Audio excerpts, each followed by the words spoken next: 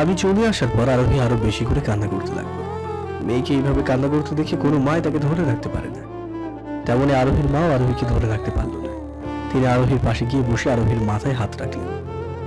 আরোহী তার মাথায় তার মায়ের হাত দেখে তাকে জড়িয়ে ধরে কান্না করতে লাগলো আর বলতে লাগলো, মা, ও মা, বলো না, সবসময় আমার সাথে এমন কেন হয়? সাগর কেন সবসময় আমাকে ভুল বলছে? আমি না হয় না বুঝে একটা অপরাধ করে ফেলেছি, তাই বলে কি আরোহী এভাবে বলতে পারলো? আমি মানছি আমি ওর কাছে অপরাধী, কিন্তু আমার মেয়েটার তো এর মাঝে কোনো দোষ নেই। ও তো কিছু করেনি, তাহলে সাগর আমার সাথে সাথে ওকে কেন ভুল বুঝলো? ও মা, একটু বলো না, কেন ওই পিচ্ছি মেয়েটার সম্পর্কে এসব বললো? মারে, তুই সেই দিন যে অপবাদ দিয়ে সাগরকে বাড়ি থেকে বের করে দিয়েছিলি, সেই অপবাদে সাগরের চরিত্রটা যত না কলঙ্কের দাগ লেগেছিল, তার চেয়ে কয়েক গুণ বেশি কলঙ্কের দাগ তোর চরিত্রের উপরও লেগেছিল। কিন্তু তুই সেদিন বুঝিস নাই, আর সেদিন বুঝিস নাই বলে আজকে তোর সাথে সাথে ওই বাচ্চা মেয়েটাকেও এসব শুনতে হচ্ছে। তাই বলে এসব? আমি না হয় সাগরের কেউ না, আমাকে যা ইচ্ছে বলতে ওর মুখে আটকাইনি, কিন্তু পিচ্ছি মেয়েটা তোর মেয়ে, নিজের মেয়ের সম্পর্কে এসব বলতে কি ওর মুখে একবারের জন্য আটকালো না? একবারের জন্য ওর মুখ কাঁপলো না? ওর একবারের জন্য খেয়াল হলো না ও কার সম্পর্কে এসব বলছে? অশ্রু ভরা চোখে আরোহী তার মায়ের দিকে তাকিয়ে জিজ্ঞাসা দৃষ্টিতে তাকিয়ে থাকলো। দোষ ও না রে, সম্পূর্ণ দোষ তোর। তুই যা করেছিস, তারপর তোর উপর সন্দেহ করাই স্বাভাবিক। সাগরের জায়গায় যদি অন্য কেউ হতো, তাহলে সেই একই প্রশ্ন করত। কারণ কি জানিস? কারণ তুই ওর সাথে এমন একটা জিনিস নিয়ে নাটক করেছিস, যার ফলে এইসব করা অস্বাভাবিক কিছু না। আর তুই হয়তো ভাবছিস সাগর তার মেয়েকে কি করে এইসব বললো, কিন্তু সাগর মূলত ওই কথাগুলো ওর মেয়েকে বলে নাই বা বলতে চায় নাই। ওর কথার মূল কেন্দ্রবিন্দু ছিল তোর চরিত্রের উপর। ওর কোনো ইচ্ছে বা উদ্দেশ্য যাই বলিস না কেন, ওর কোনোটাই ছিল না ওর মেয়েকে কিছু বলার। বাবা, আমি সত্যি কি এতটা খারাপ যতটা সাগর আমাকে বললো? জানি আমি 7 বছর আগে একটা অপরাধ করেছি, এতগুলো বছর কেটে গিয়েছে, তবু কি সাগর আমার অপরাধ ভুলে আমাকে ক্ষমা করতে পারেনি? মারে, তুই যা করেছিস আর হয়তো ক্ষমা হয় না, আর ক্ষমা হলেও তার সাথে সাথে চাইলে ক্ষমা পেয়ে যাওয়ার একটা সুযোগ ছিল। কিন্তু কিন্তু কি বাবা? কিন্তু এখন অনেকগুলো বছর কেটে গিয়েছে। এখন তোর প্রতি সাগরের যে রাগ ছিল, তা অভিমানের পাহাড়ে পরিণত হয়েছে। সেই অভিমানের পাহাড়ের এই ছোট্ট রূপ আজকে সাগর দেখিয়েছে। বাবা, তাহলে কি সাগরের মনের এই অভিমানী পার কখনো বলবে না? আমি কেউ মনে কখনো একটু জায়গা পাবো না? জায়গা তো তুই পেয়েছিলি, কিন্তু এখন প্রতিশোধের আগুনে সেই জায়গা পুড়িয়ে নষ্ট করে ফেলেছিস। এখন আবার জায়গা পেতে হলে নতুন করে তোকে কষ্ট করতে হবে। আমি যখন নষ্ট করেছি তখন আমাকে সেই জায়গায় ফিরে পেতে হবে, আর যতদিন না পাবো ততদিন চেষ্টা করে যাব। দেখ পারিস কিনা। এইভাবে আরোহীকে তার মা বাবা বুঝিয়ে শান্ত করল। অন্যদিকে আমি আমার পালিত মা বাবার সাথে এমন করে চলে আসার পর বাবা সোফায় বসে নিজে চোখের জল ফেলতে লাগলো। বাবাকে এমন ভাবে চোখে জল ফেলে দেখে নিধি বাবার কাঁধে হাত দিতেই বাবা নিধির দিকে তাকিয়ে বলতে লাগলো, সেদিন ছেলেটাকে মারে সত্যি বড় ভুল করে ফেলেছি, তাই না রে? সাগর আসলে ঠিক বলেছে, আমার মতো বেবিচারী মানুষ কি করে যে এখানকার চেয়ারম্যান হয়েছে। বাবা, তুমি কষ্ট পেও না, ভাইয়া তো এইসব রাগের মাথায় বলেছে। মানে সাগর রাগের মাথায় বলুক আর ঠান্ডা মাথায় বলুক, ও তো ঠিকই বলেছে। আমি আসলেই খারাপ, না রেখে আমি ছেলেটাকে সেদিন কিছু না বলতে দিয়ে এইভাবে মারতে পারতাম? বাবা, আমরা সেদিন ওর সাথে অবিচার করে ফেলেছিলাম, তাই না? সেদিন আসলে আমরা নিজেদের বেশি হিতাহিত জ্ঞান হারিয়ে ফেলেছিলাম, তাই না? হ্যাঁ রে, এতদিন এই একটা অপরাধ আমাকে পুরো কুড়ে খেয়েছে, আর আজকে যখন ওর কাছে ক্ষমা চাওয়ার সুযোগ পেলাম, তখনও আমাকে সুযোগ না দিয়ে আমাকে কত কিছু বলে দিল। অবশ্য এইসব যে আমাদের প্রাপ্যই ছিল, সেদিন যে অবিচারে ওকে মেরেছিলাম, তার কাছে এগুলো তো সামান্য। তুমি ঠিকই বলেছ, আমরা ওর সাথে যা করেছি তারপরে আজকে ওই অপমান অতি সামান্য ছিল। আমরা এর থেকে বেশি অপমান পাওয়ার যোগ্য।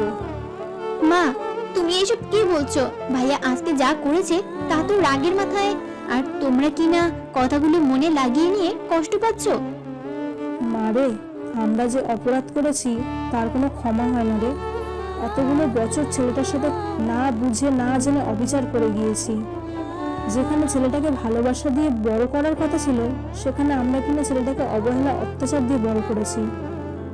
আহ মা, কি শুরু করে দিলে বলো তো? এভাবে কি কেউ কান্না করে? বাবা, কিছু না মনে করলে আমরা একটা কথা বলবো। কি কথা বলো? আপনারা সেই দিন যেমন সাগরকে ভুল বুঝেছিলেন, আজকে প্রেমী মেয়েকে ভুল বুঝছেন। কারণ আজকে সাগর আপনাদের যা বলেছে সম্পূর্ণ রাগের মাথায় বলেছে। ওর মনে আপনাদের জন্য কোনো রাগ নেই। অবশ্য রাগের পরিবর্তে সেখানে অভিমান বাসা বেঁধেছে।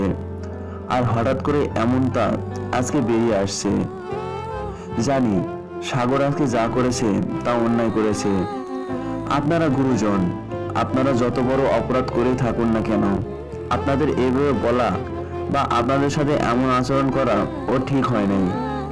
কিন্তু কি বলুন তো, আমাদের অভিমান মাঝে মাঝে আমাদের দিয়ে এমন সব কাজ করিয়ে নেই যা আমরা স্বপ্নও করতে চাই না। তুমি হয়তো ঠিক বলেছো, কিন্তু কি বলো তো, আমরা গুরুজন, তাই বলে আমাদের অপরাধ অপরাধ তা কিন্তু নয়। আমরা অপরাধ করেছি আর তার শাস্তি আমাদের পেতে হবে। এতগুলো বছর ভাইয়ার জন্য কান্না করে ভাইয়ার স্মৃতি আঁকড়ে ধরে বেঁচে প্রতি মুহূর্তে সেই দিনের ভুলের জন্য নিজেদের শাস্তি দিয়েছে। তারপরেও কি শাস্তি বাকি রয়েছে?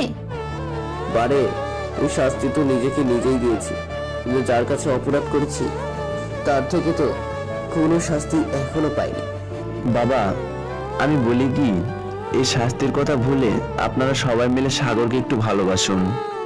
দেখবেন ও আপনাদের ক্ষমা করে কাছে টেনে নেবে। কি বলুন তো, শত হলেও তো আপনাদের সাথে অনেকগুলো বছর কাটিয়েছে। হ্যাঁ বাবা, জয় একদম ঠিক বলেছে। এইবার তোমরা শাস্তির কথা ভুলে ভালোবাসা দিয়ে ভাইয়ার অভিমানটা ভাঙাও, দেখবে তাহলে আবার আগের মতো সব ঠিক হয়ে যাবে। তুই যখন বলছিস তাহলে এটা একবার করে দেখি কি ফল হয়। আচ্ছা তুমি তাহলে দাঁড়াও, আমি ভাইয়াকে ডেকে নিয়ে আসছি। আচ্ছা যা। নিধি আমার রুমের দিকে আসতে থাকে। নিধি দাঁড়াও, কেন বৌদি? আমি তোমার ভাইকে ডেকে আনছি। ও এসেছে, পরে ওর কাছে ক্ষমা চাওয়া হয়নি। এই সুযোগে যদি একটু ক্ষমা চাইতে পারি। আচ্ছা তাহলে যাও। আরোহী কি মনে করে টাকাগুলো পাশে রাখা ব্যাগে ভরে আমার রুমে আসলো। সেখানে এসে আরোহী বাঁধালো আরেক ঝামেলা। আরোহী আমার রুমে আসার পর দেখতে পেলো আমি ঘুমিয়ে পড়েছি, আর জুনিয়র আরোহী আমার বুকের উপরে গুটি সুটি মেরে শুয়ে রয়েছে। আরোহী আমাদের এই অবস্থায় দেখার পর আরোহী চোখ দিয়ে একা একাই চোখে জল পড়তে লাগলো। আরোহী কিছু সময় আমাদের দিকে তাকিয়ে রইল। তারপর আরোহীর মনে পড়লো আরোহী এখানে আমাকে ডাকতে এসেছে। তাই আরোহী আমাকে জাগানোর জন্য এক পা করে বিছানার কিনারায় আসতে লাগলো। তখনই আরোহীর পায়ে কিছু লাগলো। আরোহী নিচের দিকে তাকিয়ে দেখলো খেলনা। আরোহী খেলনাগুলো দেখে বিড়বিড় করে বলতে লাগলো, না, মেয়েটাকে নিয়ে আর পারি না। কিছু সময় হলো বাবা খেলনা কিনে দিয়েছে, আর উনি কিনা সবগুলো এখানে মেলে রেখে দিয়েছে। দেখেছো কি কাণ্ড? এমন করলে কি চলে? কেউ কি এভাবে খেলনাগুলো ফেলে রাখে? আর সাগরেরই বা কি আঁকে? এত বড় মেয়েকে কেউ এগুলো খেলনা কিনে দেয়? শুধু শুধু টাকা নষ্ট করার ধান্দা। আরোহী বিড়বিড় করে কথাগুলো বলতে বলতে খেলাগুলো গুছিয়ে এক জায়গায় রাখতে লাগলো। যে আরোহী খেলাগুলো গুছিয়ে এক জায়গায় রেখে আমাকে দেখার জন্য বসায় থেকে দাঁড়াতে দাঁড়াতে বিছানার দিকে তাকালো, তখন আরোহী ভয় পেয়ে উফ করে মৃদু চিৎকার করে উঠে মাটিতে পড়ে গেল। আরোহীর এমন চিৎকার করে ওঠার কারণ হলো জুনিয়র আরোহী আমার বুকের উপরে শুয়ে এতটা সময় আরোহীর দিকে তাকিয়েছিল। আর আরোহী হঠাৎ ওকে তাকিয়ে থাকতে দেখে ভয় পেয়ে যায়। জুনিয়র আরোহী মাকে এইভাবে ভয় পেয়ে পড়ে যেতে দেখে মৃদু শব্দে হি হি করে হাসতে লাগলো। আরোহী ওকে এইভাবে হাসতে দেখে বলতে লাগলো, শয়তান মেয়ে, মাকে ভয় দেখিয়ে এখন হাসা হচ্ছে, তাই না? আমি তোমাকে ভয় দেখালাম কখন? তুমি নিজেই তো আমার দিকে তাকিয়ে ভয় পেয়ে গেলে। তোমাকে না দেখলাম তোমার বাবার মুখে ঘুমিয়ে থাকতে, তাহলে তুমি আমার দিকে তাকালে কিভাবে? আমি তো ঘুমাইনি, তাহলে কি করছিলে? আমি বাবুর বুকে শুয়েছিলাম। অনেকদিন পর বাবুকে পেয়েছি, তাই শুয়ে দেখছিলাম বাবুর বুকে শুতে কেমন লাগে। জুনিয়র আরোহীর কথা শুনে আরোহীর বুকটা কেঁপে উঠল। তা তোমার মতো তোমার বাবাও কি ঘুমানোর ভাব করছে নাকি? নাকি ঘুমিয়ে পড়েছে? বাবু ঘুমিয়ে পড়েছে। ও, এখন তাহলে বাবুর বুক থেকে ওঠো। কেন? কারণ তোমার বাবুর সাথে আমি এখন কিছু কথা বলবো, তাই ওনাকে ডাকতে হবে। আরোহী আমার দিকে আস্তে আস্তে কথাটা বলল, না, তুমি এখন বাবুকে ডাকতে পারবে না। জুনিয়র আরোহী আমার বুক থেকে উঠে আরোহীর সামনে গিয়ে বসে ওকে আটকানোর চেষ্টা করলো। কেন? বাবুর মাথা ব্যথা করছে, তাই বাবু একটু ঘুমিয়েছে। তুমি এখন বাবুকে ডাক দিলে বাবুর মাথা ব্যথা আরো বেড়ে যাবে, তাই তুমি এখন বাবুকে ডাকতে পারবে না। আমাকে তোমার বাবুকে ডাকতে দাও, ওনার সাথে আমার অনেক গুরুত্বপূর্ণ কথা আছে। তারপর আবার ওনার সাথে তোমার ঠাকুমা ঠাকুরদাও কথা বলবে, তাই ওনাকে এখন উঠতে দাও। আমি একবার না বলেছি না, এখন বাবুকে ডাকা যাবে না, তো এখন বাবুকে ডাকা যাবে না। আরোহী, তুমি যে লক্ষ্মী মেয়ে, তাই মাকে মায়ের কাজ করতে দাও। তুমি তোমার খেলনাগুলো দিয়ে খেলো, যাও। আরোহী জুনিয়র আরোহীকে ধরে পিছনে থেকে নামিয়ে দিল। তারপর আরোহী আমাকে ডাকার জন্য আমার দিকে আসতে লাগলো। জুনিয়র আরোহী কি করবে বুঝতে না পেরে দৌড়ে দরজার কাছে চলে গেল। সেখানে গিয়ে দরজার পাশে রাখা একটা লাঠি নিয়ে আসলো। লাঠিটি দিয়ে আরোহী প্রায় সময় জুনিয়র আরোহীর বেশি দুষ্টুমি করলে ভয় দেখানোর জন্য রেখেছিল। এদিকে আরোহী আমাকে ডাকার জন্য যেই আমার শরীরে হাত দেবে, ঠিক তখনই জুনিয়র আরোহী লাঠি দিয়ে আস্তে করে আরোহীর হাতে বাড়ি মেরে দিল। আস্তে চিৎকার করো, না হলে বাবা জেগে যাবে। জুনিয়র আরোহী দৌড়ে গিয়ে মায়ের মুখ ধরে ফেলল। তুমি আমার হাতে বাড়ি মারলে কেন? আরোহী জুনিয়র আরোহীর হাতটা নিয়ে মুখের উপর থেকে সরালো। তুমি বাবুকে ডাকতে গিয়েছিলে, তাই মেরেছি। আমি বললাম না তোমার বাবার সাথে আমার এক ঠাকুমার ঠাকুরদার কিছু কথা আছে, তা বলবো। এখন বাবুর সাথে কোনো কথা হবে না। বাবু ঘুম থেকে ওঠার পর যা বলার বলিও। কিন্তু কোনো কিন্তু আমি শুনবো না। তুমি এখন থেকে এখান থেকে চলে যাও, না হলে আবার কিন্তু মারবো, তখন আমাকে আর কিছু বলতে পারবে না। তুই আমাকে মারবি আর আমি বুঝি চুপ থাকবো? আমিও তোকে মারবো। এখন আর আমাকে মারতে পারবে না। কেন? এখন আমার সাথে আমার বাবু আছে। বাবু যদি শুনে তুমি আমাকে মেরেছো, তাহলে তোমাকে সেই দিনের মতো আবার বকে দিবে। বাবাকে পেয়ে আমার বিরুদ্ধে চলে যাওয়া হচ্ছে, তাই না? আমিও দেখে নিব। যখন দেখার তখন দেখে নিও। এখন যাও, বাবুকে শান্তিতে একটু ঘুমাতে দাও। জুনিয়র আরোহী আরোহীকে ঘর থেকে বের করার জন্য ধাক্কাতে লাগলো। আরে রে, কি করছিস? পড়ে যাবো তো, এভাবে ধাক্কা দিস না। তাহলে তুমি ঘর থেকে বেরিয়ে যাও। আচ্ছা আচ্ছা, আমিও যাচ্ছি, তবু ধাক্কা দিস না। কি আর করার, বেচারি আরোহী মায়ের সাথে না পেরে ঘর থেকে বেরিয়ে গেল। আরোহী ঘর থেকে বেরিয়ে ড্রয়িং রুমে চলে গেল। বৌদি, ভাইয়া কোথায়? তোমার ভাইয়া ঘুমিয়ে রয়েছে। তাহলে ডেকে নিয়ে আসতে। ডাকতে গিয়েছিলাম, কিন্তু তোমাদের আদরের পিচ্ছি বুড়ি আমাকে মেরে ধাক্কা দিয়ে ঘর থেকে বের করে দিয়েছে। কোথায় দেখি, চলো তো। নিধি আরোহীকে নিয়ে আবারও আমার রুমের কাছে আসলো, আর দেখতে পেল জুনিয়র আরোহী একটা লাঠি নিয়ে বিছানার সামনে প্রহরীদের মতো আমাকে পাহারা দিচ্ছে।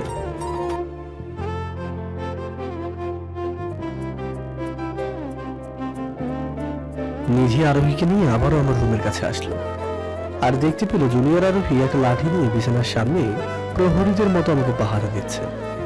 মামুনি, তুমিও কি বাবাকে ডাকতে এসেছো নাকি? হ্যাঁ মামুনি, তোমার বাবার সাথে আমার কিছু কথা ছিল। এখন বাবু ঘুমিয়ে রয়েছে। বাবু ঘুম থেকে উঠলে যা কথা বলার বলিও। কিন্তু কোনো কিন্তু না, আমি এখন তোমাদের বাবুর ঘুম ভাঙাতে দিব না। আচ্ছা, তাহলে আর কি করার, আমরা চলে যাই। বাচ্চা মেয়ের সাথে না পেরে ওরা চলে গেল, আর আমিও শান্তিতে একটা ঘুম দিলাম। প্রায় অনেকটা সময় ঘুমানোর পর ঘুম ভেঙে যায়, আর তখনও আমি আমার বুকের উপর ভারী কিছু অনুভব করি। তাই বুকের দিকে তাকিয়ে দেখে জুনিয়র আরোহী শান্তিতে ঘুমিয়ে রয়েছে। ওর মায়াবী চেহারা দেখে নিজেকে আর আটকিয়ে রাখতে পারি না, তাই ওর কপালে একটা চুম্মা দিয়ে দিই, আর তখনই ও চোখ খুলে আমার দিকে তাকায়। আমি দেখে ফেলেছি। কি দেখেছিস? তুমি আমার কপালে চুম্মা দিয়েছো। তাতে কি হয়েছে? এখন আমিও তোমার কপালে চুম্মা দিব। কথাটা শেষ করে জুনিয়র আরোহী এসে আমার কপালে চুম্মা বসিয়ে দিল। হয়েছে? হ্যাঁ। এখন বল, তুই ঘুমাসনি কেন? না। তাহলে এতটা সময় কি করেছিস? তোমাকে পাহারা দিচ্ছিলাম। কেন? যাতে তোমার ঘুম কেউ না ভাঙাতে পারে। আমার ঘুম আবার কে ভাঙাবে? কে আবার? মার পিসি। ওনারা এসেছিল নাকি আমার ঘুম ভাঙাতে? আরোহীর কথা শুনে একটু রাগ হলো। হ্যাঁ, কিন্তু আমি তোমার ঘুম ভাঙাতে দেই নাই। ভালো করেছিস। এখন বলো তো, তোমার মাথা ব্যথা চলে গিয়েছে কিনা? হ্যাঁ চলে গেছে। এখন আমার বুক থেকে একটু ওঠো তোমার মনি, কেন? ফ্রেশ হতে যাবো তো। আচ্ছা, তুমি ফ্রেশ হয়ে আসো, আমি পিসির কাছে যাই। ঠিক আছে যাও। নিধি আমার বুকের উপর থেকে উঠে দৌড়ে নিধির কাছে চলে গেল, আর আমি ফ্রেশ হওয়ার জন্য বাথরুমে চলে গেলাম। কিছু সময় পর বাথরুম থেকে বের হয়ে একজনকে আমি আমার রুমের ভিতরে দেখলাম। তাকে দেখে আমার মাথাটা গরম হয়ে গেল। আমি বাথরুম থেকে বেরিয়ে সামনে আরোহীকে দেখতে পেলাম, তাই কিছুটা রেগে আরোহীকে বললাম, তুই এখানে কেন? তোমার সাথে আমার কিছু কথা আছে। তোর সাথে আমার কোনো কথা থাকতে পারে বলে তো আমার মনে হয় না। আরোহীকে কাটিয়ে আমি সরে আসলাম। তোমার মনে না হলেও তোমার সাথে আমার কিছু কথা আছে। কি কথা? তোমাকে আমি দুঃখিত বলতে এসেছি। দুঃখিত কেন? সেই সময় সবার সামনে তোমাকে থাপ্পড় মেরেছি, তাই দুঃখিত বলতে এসেছি। প্লিজ আমাকে ক্ষমা করে দিও। দুঃখিত বলতে হবে না, দোষটা আমারই ছিল। আমারই উচিত হয়নি আপনার মেয়ের সম্পর্কে এইসব বলা। যে কোনো মা তার মেয়ের সম্পর্কে এইসব বলতে শুনলে এমন আচরণই করবে। দুঃখিত। আমি এক নিঃশ্বাসই বলে দিলাম সবকিছু। তোমার দুঃখিত বলতে হবে না, আমি যা করেছি তারপরে তোমার এমন ব্যবহার করা স্বাভাবিক। কথা শেষ? যদি কথা শেষ হয়ে থাকে তাহলে এখন আপনি আসতে পারেন। সাগর, আমার আরেকটা কথা শুনবে? কি কথা? কেন জানি আরোহীর ওপর রাগটা আসছিল না, তার কথা শুনতে রাজি হয়ে গেলাম। আরোহী কিছু না বলে আমার পা ধরে এসে পড়লো। কি করছেন কি এটা? আমার পা ধরছেন কেন? আমার পা ছাড়ুন। আমি তাড়াতাড়ি করে পাটা সরিয়ে নিতে দিলাম, কিন্তু পারলাম না। সাগর, আমি জানি তোমার সাথে যা করেছি তা ক্ষমার যোগ্য না, তবু আমি তোমার কাছে ক্ষমা চাচ্ছি। দয়া করে আমাকে ক্ষমা করে দাও। আগে আমার পাটা তো ছাড়ুন, তারপর দেখা যাবে। তাড়াতাড়ি আমার পা ছাড়ুন। না, আগে বলো তুমি আমাকে ক্ষমা করেছো কিনা, তারপর আমি তোমার পা ছাড়বো। আরে হ্যাঁ হ্যাঁ, আমি আপনাকে ক্ষমা করে দিয়েছি, এবার আমার পাটা ছাড়ুন। সত্যি? আরে হ্যাঁ সত্যি। আমাকে সত্যি তুমি মন থেকে ক্ষমা করে দিয়েছো? হ্যাঁ, কারণ আপনি আমাকে মিথ্যা অপবাদ দিয়ে এখান থেকে বের করে যতটা না কষ্ট দিয়েছেন, তার চেয়ে কয়েক গুণ বেশি আমাকে সুখ দিয়েছেন। কি করে? বলবো, কোনো একদিন নিশ্চয়ই বলবো। এখন আমার পাটা ছাড়ুন। আরোহী আমার পাটা ছেড়ে দিয়ে দাঁড়ান। একটা কাজ করে দিতে পারবেন? কি কাজ? নিধি, জয় আর আমরা বাকি বন্ধুদের একটু ডেকে বলুন না ড্রয়িং রুমে আসতে। আমি ওদের সাথে কিছু কথা বলবো। আচ্ছা, আমি ওদের বলে দিচ্ছি। আরোহী চলে যেতে লাগলো, আর আমি আয়না দেখে নিজের চুলটা আঁচড়াতে লাগলাম। অনেকে হয়তো ভাবছেন আমি আরোহীকে সত্যি সত্যি ক্ষমা করে দিয়েছি কিনা। তাদের বলছি, হ্যাঁ, আমি ওকে সত্যি ক্ষমা করে দিয়েছি। আরোহীর জন্য আমার মনে যতটা রাগ অভিমান আছে, তার চেয়ে আমি আরোহীর কাছে কয়েক গুণ বেশি ঋণী। তাই আমি আরোহীকে ক্ষমা করে দিয়েছি। আমার চুল আঁচড়ানো হয়ে যাওয়ার পর আমি তৈরি হয়ে ড্রয়িং রুমের দিকে গেলাম।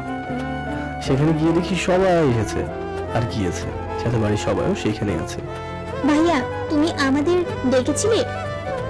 হ্যাঁ। কেন রে, বিশেষ কিছু বলবি নাকি? ঠিক বিশেষ কিছু না। কি বলবে বলো?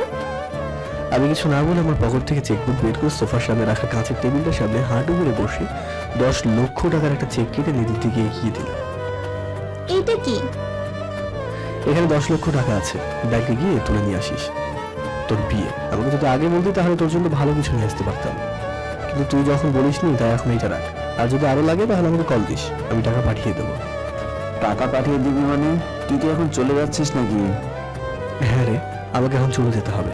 অফিসে প্রচুর কাজ রয়েছে, আমি না গেলে সেগুলো কে করবে বল? আমার থেকে তোমার কাছে তোমার কাজ বেশি গুরুত্বপূর্ণ হয়ে গেল? আরে পাগলি, কান্না করছিস কেন? আর আমি কি একবারও বলেছি তোর থেকে আমার কাজ বেশি গুরুত্বপূর্ণ? আমি নিজের চোখে জল মুছে দিয়ে বললাম। আমার চোখে জল তোমার মুছতে হবে না, যাও তুমি। আর তোমার এই টাকাও আমার লাগবে না। রেগে আমার হাতটা সরিয়ে দিয়েছে, একটা টান দিয়ে ছিঁড়ে ফেল। আরে কি করছিস কি? আরে আমার রাগ করছিস কেন? রাগ করছে কেন? তুই বুঝি জানিস না? আমি জানবো কি করে? আমাকে গিয়ে বলেছে নাকি? কেন তুই বুঝিস না ও কেন রাগ করেছে? এতদিন পর তোকে দেখেছে, তোকে পেয়েছে, আর তুই কিনা ওর সাথে ঠিক মতো কথা না বলে ওর সাথে সময় না কাটিয়ে চলে যেতে চাচ্ছিস। এই, তুই ওকে এত ভালোবাসিস, তোরা আবার ওর প্রতি আমার ভালোবাসা টেনে আনছিস কেন?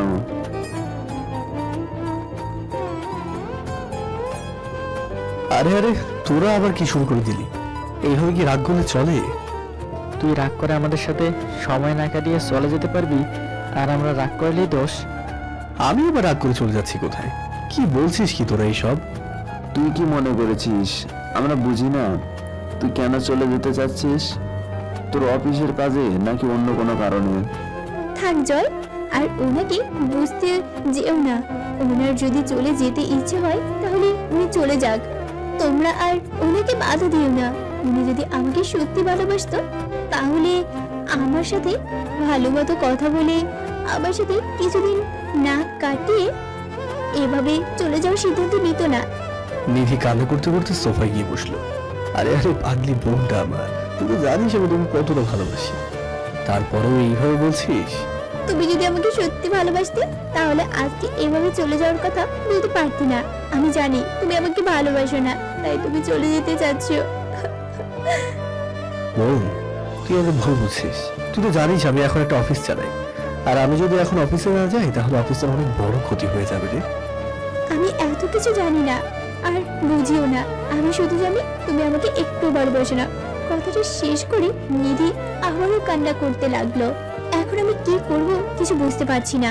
হঠাৎ কোথা থেকে জুনিয়র আরোহী এসে নিধিকে কান্না করতে দেখে জিজ্ঞেস করলো, পিসি, পিসি, তুমি কান্না করছো কেন?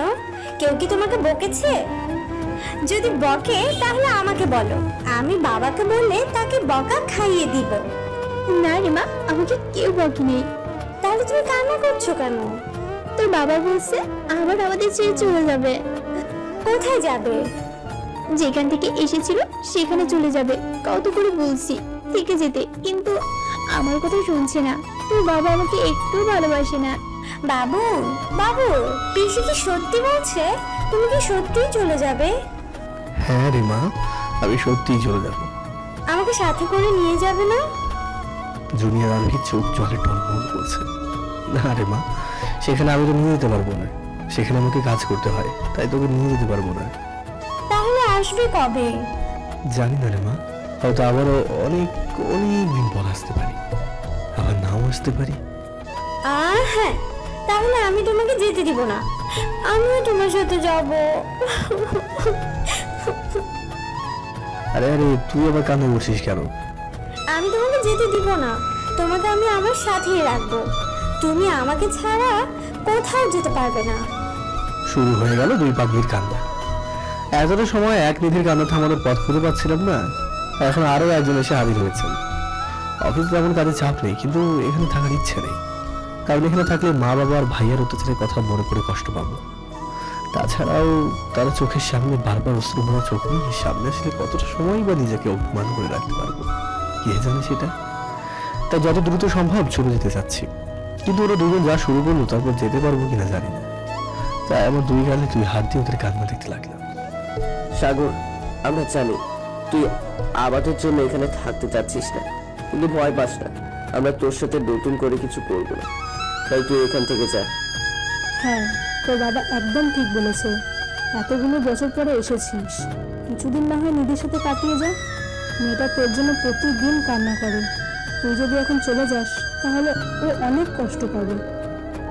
জানি তুই আমাদের উপর অনেক রাগ করে আছিস, তোর রাগ হওয়াটা স্বাভাবিক, কিন্তু আমাদের উপর রাগ করে দয়া করে তুই ওদের দুজনকে কষ্ট দিস না। আমি কিচ্ছুই জানি না বলে নিধি আর জুনিয়র আরোহী দিকে তাকালাম। ওরা এখনো কান্না করছে। কিছু সময় ওদের দিকে তাকিয়ে থাকার পর আমি উঠে দাঁড়িয়ে বাইরের দিকে হাঁটতে লাগলাম। ভাইয়া, তুমি কি চলে যাচ্ছ? হ্যাঁ হ্যাঁ, যাবেই তো। তুমি তো আমাকে ভালোবাসো না যে আমার জন্য তোমার অফিস কামাই করবে। বাবু, বাবু, যেও না, আমি তোমাকে ছাড়া থাকতে পারবো না। যেও না বাবু, আমাকে ছেড়ে যেও না। জুনিয়র আরোহী কান্না করে আমার দিকে আস্তে আস্তে বলতে লাগলো, বুড়ি, তুই কান্না করিস না। তোর বাবু আমাদের কাউকে ভালোবাসে না, তাই দেখিস না চলে যাচ্ছে। কান্না করিস না আর ওনাকে যেতে দে। নিধি জুনিয়র আরোহীকে আটকিয়ে রেখে বলল, সাগর, দেখো মেয়েটা কেমন কান্না করছে, ওর মুখের দিকে তাকিয়ে অন্তত কিছুদিন থেকে যা। আরে বাবা, তোদের আর ভাব করতে হবে না, আমি কোথাও যাচ্ছি না, আমি বাইরে যাচ্ছি একটা ফোন করতে, দেখি ছুটি নিতে পারি কিনা। যদি পারি তাহলে তোদের সাথে আরো কিছুদিন থেকে যাবো। ভাইয়া, তুমি সত্যি বলছো? আরে হ্যাঁ রে বাবা। ইয়ে, কত মজা, কত মজা। বাবু আমাকে ছেড়ে কোথাও যাবে না। ইয়ে। ভাইয়া, তুমি কতদিন থাকবে? দাঁড়া, আগে একটা কল তো করে নি, তারপর তোদের বলছি। যা কথা বলার এখানে দাঁড়িয়ে বলো, বাইরে যেতে পারবে না। আচ্ছা বলছি, আমি বাবার থেকে মোবাইলটা বের করে আমার মাকে ফোন করলাম। কিছু সময় পর বাজার পর মা ফোনটা ধরল। হ্যালো মা, কেমন আছো? আমি ভালো আছি, তুই কেমন আছিস? আমি ভালো আছি। আচ্ছা এখন বল, আসছিস কখন? মা, ওরা তো আমাকে আসতে দিচ্ছে না। ওরা মানে কারা? নিধি আর কে? আর আমার মেয়ে। তোর আবার মেয়ে আসলো কোথা থেকে? আগে তো কখনো বলিসনি তোর মেয়ে আছে। আরে আগে কিভাবে বলবো, আমি নিজেই তো জানতাম না। আমি তো কাল রাতে জানলাম যে আমার মেয়ে আছে। তুই এসব কি বলছিস, একটু পরিষ্কার করে বল তো। আসলে মা, আমি যেদিন হাসপাতাল থেকে পালিয়ে চলে আসি তার কিছুদিন পর নাকি আর আমি জানতে পারো গর্ভবতী। ও তাই বল। মা জানো আমার মেয়েকে? কে? সেই দিন আমি আর তনুশ্রী মার্কেট থেকে ফিরে আসার পর একটা, তোমাদের বলেছিলাম না, একটা পিচ্ছি মেয়ে আমাকে তার বাবা ভেবে আমার কাছে এসেছিল। হ্যাঁ, তাতে কি হয়েছে? আরে ওই পিচ্ছি মেয়েটাই তো আমার মেয়ে। কি বলছিস? ও যদি তোর মেয়ে হয় তাহলে সেদিন মার্কেটে ছিল কিভাবে? বাড়ির সবাই নিজের বিয়ের মার্কেট করতে গিয়েছিল, হয়তো সেই কারণে ও সেখানে ছিল। আরে না কমে কি আর উপায় আছে? এতদিন পর দেখলাম। রাগ কমলি ভালো, বেশি রাগ ভালো না। হ্যাঁ মা, শোনো না, হ্যাঁ শুনছি, বল। আমি কিছুদিন এখানে থাকি। তোর ওইখানে থাকতে ইচ্ছে করছে নাকি? হ্যাঁ, এতদিন পর বোনটার সাথে দেখা হয়েছে, এখনো মনে করে ওর সাথে কথা বলতে পারি। তার উপর নিজের মেয়েটাকে পেয়েছি, ওকে ছাড়া থাকবো কি করে তুমি বলো মা? এত যখন মন চাচ্ছে তাহলে ওদের দুজনকে নিয়ে আমাদের বাড়িতে চলে আয়। মা তুমিও না, কি যে বলো। কালকে মাত্র নিধির বিয়ে হয়েছে, আর আজকে ওকে নিয়ে চলে আসি কি করে? ও এখনো তোর শ্বশুর বাড়িতেও যায়নি। তাও ঠিক। তার উপর আমার চলে আসার কথা শুনে ওই দুজন কান্না শুরু করে দিয়েছে। তুমি বলো, এই অবস্থায় কি ওদের ফেলে আসা ঠিক হবে? না, একদম ঠিক হবে না। তাহলে আমি এখানে কিছুদিন থেকে যাই। তুমি বাবাকে বলিও কিন্তু কোনো অবস্থা একটু দেখতে। সে না হয় বলবো, কিন্তু বাড়ির পাগলিটাকে নিয়ে কি করবি? তুমি কার কথা বলছো? তনুশ্রীর? হ্যাঁ। ওকে তুমি যেভাবে পারো বোঝাও। আমি ওকে কিভাবে বোঝাবো? আমি ওর পাল্লায় পড়তে চাই না, ওকে বোঝানোর দায়িত্ব সম্পূর্ণ তোমার। আমি ওকে বোঝাবো কি করে? তুই তো জানিস ও কত পাগলি। আমি আরো কিছু জানি না, আর বুঝিও না। তুমি ওকে বুঝিও আর বাবাকে কিছুদিন অফিস সামলাতে বলো। কিন্তু বাই বাই, আমি রাখি। আমি কলটা কেটে মোবাইলটা পকেটে ঢুকিয়ে নিজের দিকে তাকাতে দেখলাম সবাই অবাক হয়ে আমার দিকে তাকিয়ে রয়েছে। কি রে, তুই এমন করে তাকিয়ে রয়েছিস কেন? তুমি বললে তুমি ফোন করে অফিস থেকে ছুটি নেবে, কিন্তু তুমি কাকে ফোন করলে? যাকে ফোন করলে ছুটি পাওয়া যাবে তাকে ফোন করেছি। সাগর, তুই ফোন করে মা বাবা কাকে বললি? কাকে? কেন, আমার মা বাবাকে। তোর মা বাবা মানে? আমার মা বাবা মানে আমার মা বাবা, এত অবাক হওয়ার কি আছে? তোর আসল মা বাবা নাকি? আমার আসল মা বাবাই, না হলে কি আমাকে কুত্তা কামড় দিয়েছে যে আমার অপরিচিত কাউকে মা বাবা ডেকে তাদের ঘাড়ে বোঝা হয়ে কিছুদিন পর মার খাবো? ভাইয়া মাথা নিচু করে নিল। তুমি ওনাদের কোথায় পেলে? একদিন যেমন তোর বাবা আমাকে রাস্তায় পেয়েছিল, তেমনই একদিন আমিও আমার আসল মা বাবাকে রাস্তায় পেয়েছি। সাগর, তবে আমরা জানি আমরা তোর সাথে যা করেছি, তারপরে তুই আমাকে কোনোদিনও ক্ষমা করবি না। তবুও পারলে দয়া করে আমাদের ক্ষমা করে দে, আমি তোর সামনে হাত জোড় করছি। আর যদি ক্ষমা করতে না পারিস, অন্তত সেই কথাগুলো বারবার বলে আমাদের আর কষ্ট দিস না। বাবা হাত জোর করে আমার সামনে বসে পড়ল। বাবা চোখের কোণ দিয়ে জল বেরিয়ে পড়ল। যেদিন আমরা সত্যিটা জানতে পারলাম সেদিনই বুঝতে পেরেছি আমরা কত বড় ভুল করেছি। সেদিনই নিধির মাথা ফাটার কারণ না জেনে তোর উপর বছরের পর বছর অত্যাচার করে গিয়েছি। তারপর আবার সেদিন সব একটা মিথ্যা নাটকের কারণে তোকে মেরে ফেলতে চেয়েছিলাম। এত কিছু করার পরেও সত্যি কাউকে কোনোদিন ক্ষমা করা যায় না। তবুও বলছি ভাইয়া, দয়া করে আর আমাদের অপমান করে কথা বলিস না। এই অপমান আর আমরা নিতে পারছি না। জানি আমরা ভুল করেছি, চাইলেও আর সেই ভুল মুছে ফেলতে পারবো না, কিন্তু তুই সুযোগ দিলে সেই ভুল শুধরে নিতে পারি। যদি তুই না চাস তাহলে সুযোগ দিস না। তবু দয়া করে আমাদের আর অপমান করে কথা বলিস না। যদি অপমান করে কথা বলতে ইচ্ছে করে তাহলে তোর যা মন চাই আমাকে বল, কিন্তু দয়া করে বাবাকে কিছু বলিস না। আমার চোখের সামনে বাবাকে এইভাবে অপমান হতে দেখতে পারবো না। ভাই, আমি বড় হয়ে তোর পায়ে ধরি, দয়া করে তুই আর আমার চোখের সামনে মা বাবাকে আর অপমান করিস না। তোর মনে যদি আমার প্রতি ঘৃণা থাকে, রাগ থাকে, তাহলে তুই চাইলে আমাকে প্রাণে মেরে ফেল। আমার পা ধরতে এসেছে কিন্তু আমি দূরে সরে গেলাম।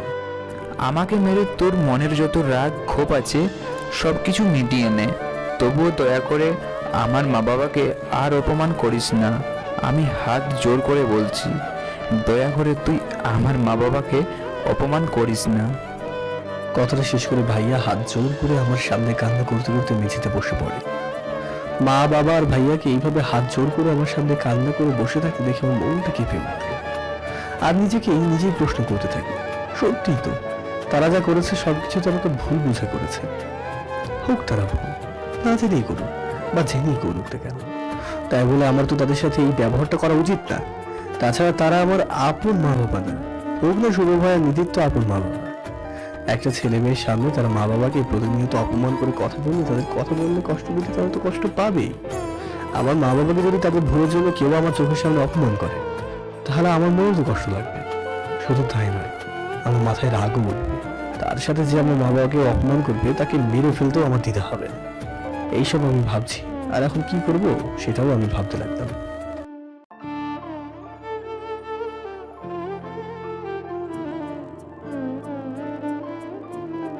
আমি কিছু সময় পর ভেবে সিদ্ধান্ত নিলাম তাদের ক্ষমা করে দেব, আর কোনো শাস্তিও দেব না।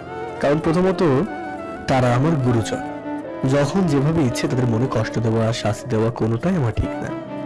দ্বিতীয়ত তারা আমাকে অনেকগুলো বছর লালন পালন করে বড় করেছে, হোক না তারা আমাকে অবহেলা করেছে, আমার উপর অত্যাচার করেছে, তবুও তারা আমাকে বড় তো করেছে। সেদিন তারা যদি আমাকে রাস্তা থেকে কুড়িয়ে এনে লালন পালন করে বড় না করতো তাহলে আমি কোনোদিনই আমার আসল বাবা মা আর বোনকে পেতাম না। বাকি 8-10টা রাস্তার ছেলের মতো আমাকে হয়তো কোনো রাস্তার কুকুর খেয়েই ফেলতো। যতই বলি আমি তাদের এত বছরের লালন পালনের খরচ দিয়ে দিয়েছি, কিন্তু আমি তো মাত্র টাকার খরচটা দিয়েছি, আর আমার জীবন বাঁচানোর খরচ ওইটা তো কোনোদিনই দিতে পারবো না। এইসব ভেবে আমি সিদ্ধান্ত নিলাম তাদের ক্ষমা করে দেবো। তাই আমি বললাম, আরে আরে আপনারা উঠে বসুন। আগে বল, তুই আমাদের ক্ষমা করে দিয়েছিস, তারপর আমরা উঠে বসবো। যদি ক্ষমা করে দিতে নাই পারিস তাহলে আমাদের শাস্তি দে, তবু আমাদের এইভাবে কথা শোনাস না। আমি আপনাদের ক্ষমা করে দিয়েছি, এবার আপনারা উঠে বসুন। নিধি, আমি আমার ঘরে যাচ্ছি, আমার জন্য 1 কাপ চা দিয়ে যাস না? আচ্ছা। আমি সেখানে এক মুহূর্ত না থেকে চলে আসলাম, কারণ সেখানে থাকলে না জানি আবার তারা কি বলতে শুরু করে দেয়, তাই চলে আসলাম। কিছু সময় পর আরবি হাতে 1 কাপ চা নিয়ে আমার ঘরে আসলো। আপনি এখানে আবার আসলেন কেন? আমি তোমার চা দিতে এসেছি। নিধি কোথায়? কালকে মাত্র ওর বিয়ে হয়েছে, তাই সবাই ওকে নিয়ে একটু ব্যস্ত, সেই কারণেই আমি চা নিয়ে এসেছি। চা নিয়ে যান, আমি আর খাবো না। একটু আগে না চা চাইলে, এখন আবার চা খাবে না কেন? যখন চেয়েছি তখন চা খেতে মন চেয়েছিল, এখন মন চাচ্ছে না তাই যেতে বলেছি। মন চাচ্ছে না দেখে ফিরিয়ে দিচ্ছ, নাকি চা এনেছি বলে ফিরিয়ে দিচ্ছি? বুঝতে যখন পেরেছেন তখন দাঁড়িয়ে রয়েছেন কেন? চাটা নিয়ে চলে যান। আমার কথা শুনে আরোহীর চোখ দিয়ে জল পড়তে লাগলো। তুমি এখন আমাকে মন থেকে ক্ষমা করতে পারো না, তাই না? আমি কালকেও বলেছি আর আজকেও বলছি, আমি আপনাকে ক্ষমা করে দিয়েছি। এক কথা বারবার বলতে আমার আর ভালো লাগে না। কিন্তু তোমার কথা শুনে তো মনে হচ্ছে না তুমি আমাকে ক্ষমা করে দিয়েছো। আমি আপনাকে ক্ষমা করে দিয়েছি, এর মানে এই নয় যে সবকিছু ভুলে আপনাকে আপন করে নিয়ে আবারও আগের মতো আমার মনের জায়গায় বসিয়েছি, যার জন্য আপনার সাথে আমার ভালো করে কথা বলতে হবে। আমার জন্য তোমার মনে এখনো ঘৃণা রয়েছে, তা আমি স্পষ্ট বুঝতে পারছি। তোমার মনে আমার প্রতি এত ঘৃণা থাকা সত্ত্বেও তুমি আমাকে কেন ক্ষমা করে দিলে, তাকে একটু বলবে? আপনাকে ক্ষমা করে দিয়েছি কারণ আমি আপনার জন্য আমার সবকিছু ফিরে পেয়েছি, আর আমার জীবনের কিছু সত্যও জানতে পেরেছি। সবকিছু বলতে তুমি কি বোঝাতে যাচ্ছ? সবকিছু বলতে আমার জীবন আর আমার পরিবারকে বোঝাতে যাচ্ছি। তুমি আমার জন্য এসে ফিরে পেলে কিভাবে? সেদিন যদি আপনি আমার নামে মিথ্যা কলঙ্কের দাগ না লাগিয়ে আমাকে মার খাওয়াতেন তাহলে আমি আজীবন এই বাড়িতেই পড়ে থাকতাম, আর এতদিনে হয়তো মায়ের অবহেলা আর বড় ভাইয়ের অত্যাচারে আমি মরেই যেতাম। তো এই দিক দিয়ে দেখলে আপনার জন্য আমার জীবন ফিরে পেয়েছে। আমার জন্য তুমি তোমার জীবনের কিছু সত্য জানতে পেরেছো, সেগুলো কি? এই যে আমি এই বাড়ির এই পরিবারের কেউ না, আমি কোনো রাস্তা থেকে কুড়িয়ে এনেছি। আপনি যদি সেদিন ওইসব না করতেন তাহলে আমি এতদিনও আমার জীবনে এত বড় সত্য কথা জানতে পারতাম না। সেটা নিয়ে সন্দেহ রয়েছে। আর আমার জন্য তোমার পরিবার ফিরে পেলে কিভাবে? এই যে আপনার এই কাহিনীর পর আমি হাসপাতাল থেকে পালিয়ে ঢাকা চলে গিয়েছিলাম, আর সেখানে এক রাস্তায় আমার মাকে খুঁজে পেয়েছি, তার সাথে খুঁজে পেয়েছি আমার পরিবারকে। আপনি যদি আমার সাথে ওইসব না করতেন তাহলে আমার কোনোদিনও ঢাকা যাওয়া হতো না, আর না হতো আমার আসল পরিবারকে খুঁজে পাওয়া। ও ভালো। এখন আপনি এখান থেকে চলে যান, আমার মাথা ব্যথা করছে, আমাকে একটু একা থাকতে দিন। তুমি শুয়ে পড়ো, আমি তোমার মাথায় মলম লাগিয়ে দিই, তাহলে দেখবে কিছু সময়ের মধ্যেই তোমার মাথা ব্যথা চলে যাবে। তার কোনো প্রয়োজন নেই, আপনি এখান থেকে চলে গেলে আমার মাথা ব্যথা সেরে যাবে। আমি কি এতই খারাপ যে আমাকে তুমি সহ্য করতে পারো না? আপনি খারাপ কি ভালো তা আমার দেখাতে দরকার নেই, আমি শুধু আপনার থেকে সাবধান থাকছি। মানে আমার সাথে সাবধান থাকার কারণ? বলা তো যায় না, আবার নতুন কোনো কলঙ্কের দাগ আমার চরিত্রে লাগিয়ে দেন, তাই এবার আমি আগে থেকেই সাবধান থাকছি। আমার কথাটা হয়তো আরোহীর বুকে তীরের মতো লেগেছে, তাই আরোহী অশ্রু ভরা চোখ নিয়ে দৌড়ে চলে গেল। আমিও একটু হাঁপ ছেড়ে পাচ্ছিলাম, আসলে আমি একটু চা প্রেমী তো, আর এখন আমার চা খাওয়ার সময়, কিন্তু চা পেলাম না, তার মাথা ব্যথা শুরু করে দিয়েছে। কিছু সময়ের মধ্যেই মাথা ব্যথা বেড়ে গেল, তাই আর ঘরে বসে না থেকে বাইরে যেতে লাগলাম। যেই দরজার কাছে গেলাম তখন কোথা থেকে জুনিয়র আরোহী এসে আমার পথ আটকালো। বাবু, তুমি কোথায় যাচ্ছ? মামুনি, আমি বাইরে যাচ্ছি। কেন? একটু চা খেতে। তুমি বাইরে চা খাবে কেন? আমাদের বাড়িতেই তো চা হয়। মামুনি, বাড়ির চা ভালো না, তাই বাইরে যাচ্ছি। আমিও তোমার সাথে যাব। না মামুনি, তুমি বাড়িতেই থাকো, আমি চা খেয়ে এসে পড়বো। তাড়াতাড়ি আসবে কিন্তু। কেন মামুনি, কোনো কাজ আছে নাকি? হ্যাঁ, কি কাজ? তোমার সাথে আমি খেলবো। আচ্ছা, আমি তাড়াতাড়ি চলে আসবো, এখন আমি যাই। আচ্ছা যাও। তারপর আমি বাইরে যেয়ে চা খেতে লাগলাম। চা খেতে খেতে আবারও ক্ষুধা লেগে গেল। এমনিতেও দুপুরে খাওয়ার সময় হয়ে গিয়েছে, তাই আমি পাশের একটা রেস্টুরেন্টের দিকে যেতে লাগলাম, আর আমার আসল মাকে ফোন দিলাম। হ্যালো মা। হ্যাঁ সাগর, বল। মা, আমি না একটা কাজ করে ফেলেছি। কি কাজ? আমি ওদের ক্ষমা করে দিয়েছি। ওদের মানে কাদের? আমার পালিত মা বাবার ভাইয়াকে। আসলে হয়েছে কি, আমি মাকে মা বাবা আর ভাইয়ার একটু আগে যা করলো সবকিছু খুলে বললাম। বা আমি কাজটা ঠিক করেছি তো? হ্যাঁ, একদম ঠিক করেছিস। ওনারা ওনাদের ভুল বুঝতে পেরেছেন, তাহলে আর ওনাদের উপর রাগ করে থাকার কোনো মানে হয় না। আচ্ছা মা, তনুশ্রী কোথায়? ও এখনো কলেজ থেকে আসে নাই। ও আসলে কিন্তু ওকে ভালো মতো বুঝিয়ে। সে না হয় বুঝাবো, এখন বল তুই কি করছিস? এই তো রেস্টুরেন্টের দিকে যাচ্ছি। রেস্টুরেন্টে কেন? খাবার খেতে। রেস্টুরেন্টে কেন? বাড়ি কি হয়েছে? ওনাদের বাড়ি কিছু খেতেই মন টানে না, তাই রেস্টুরেন্টেই যাচ্ছি। তুই এখন বাইরে খেতে যাচ্ছিস, ওনারা জানতে পারলে কষ্ট পাবে না? তারা কষ্ট পেলে আমার কি? সাগর, এটা কিন্তু ঠিক না। ভুলে যাস না, তারা তোকে অনেকগুলো বছর দেখে শুনে বড় করেছে। জানি না, কিন্তু মন না টানলে কি করবো বলো তো?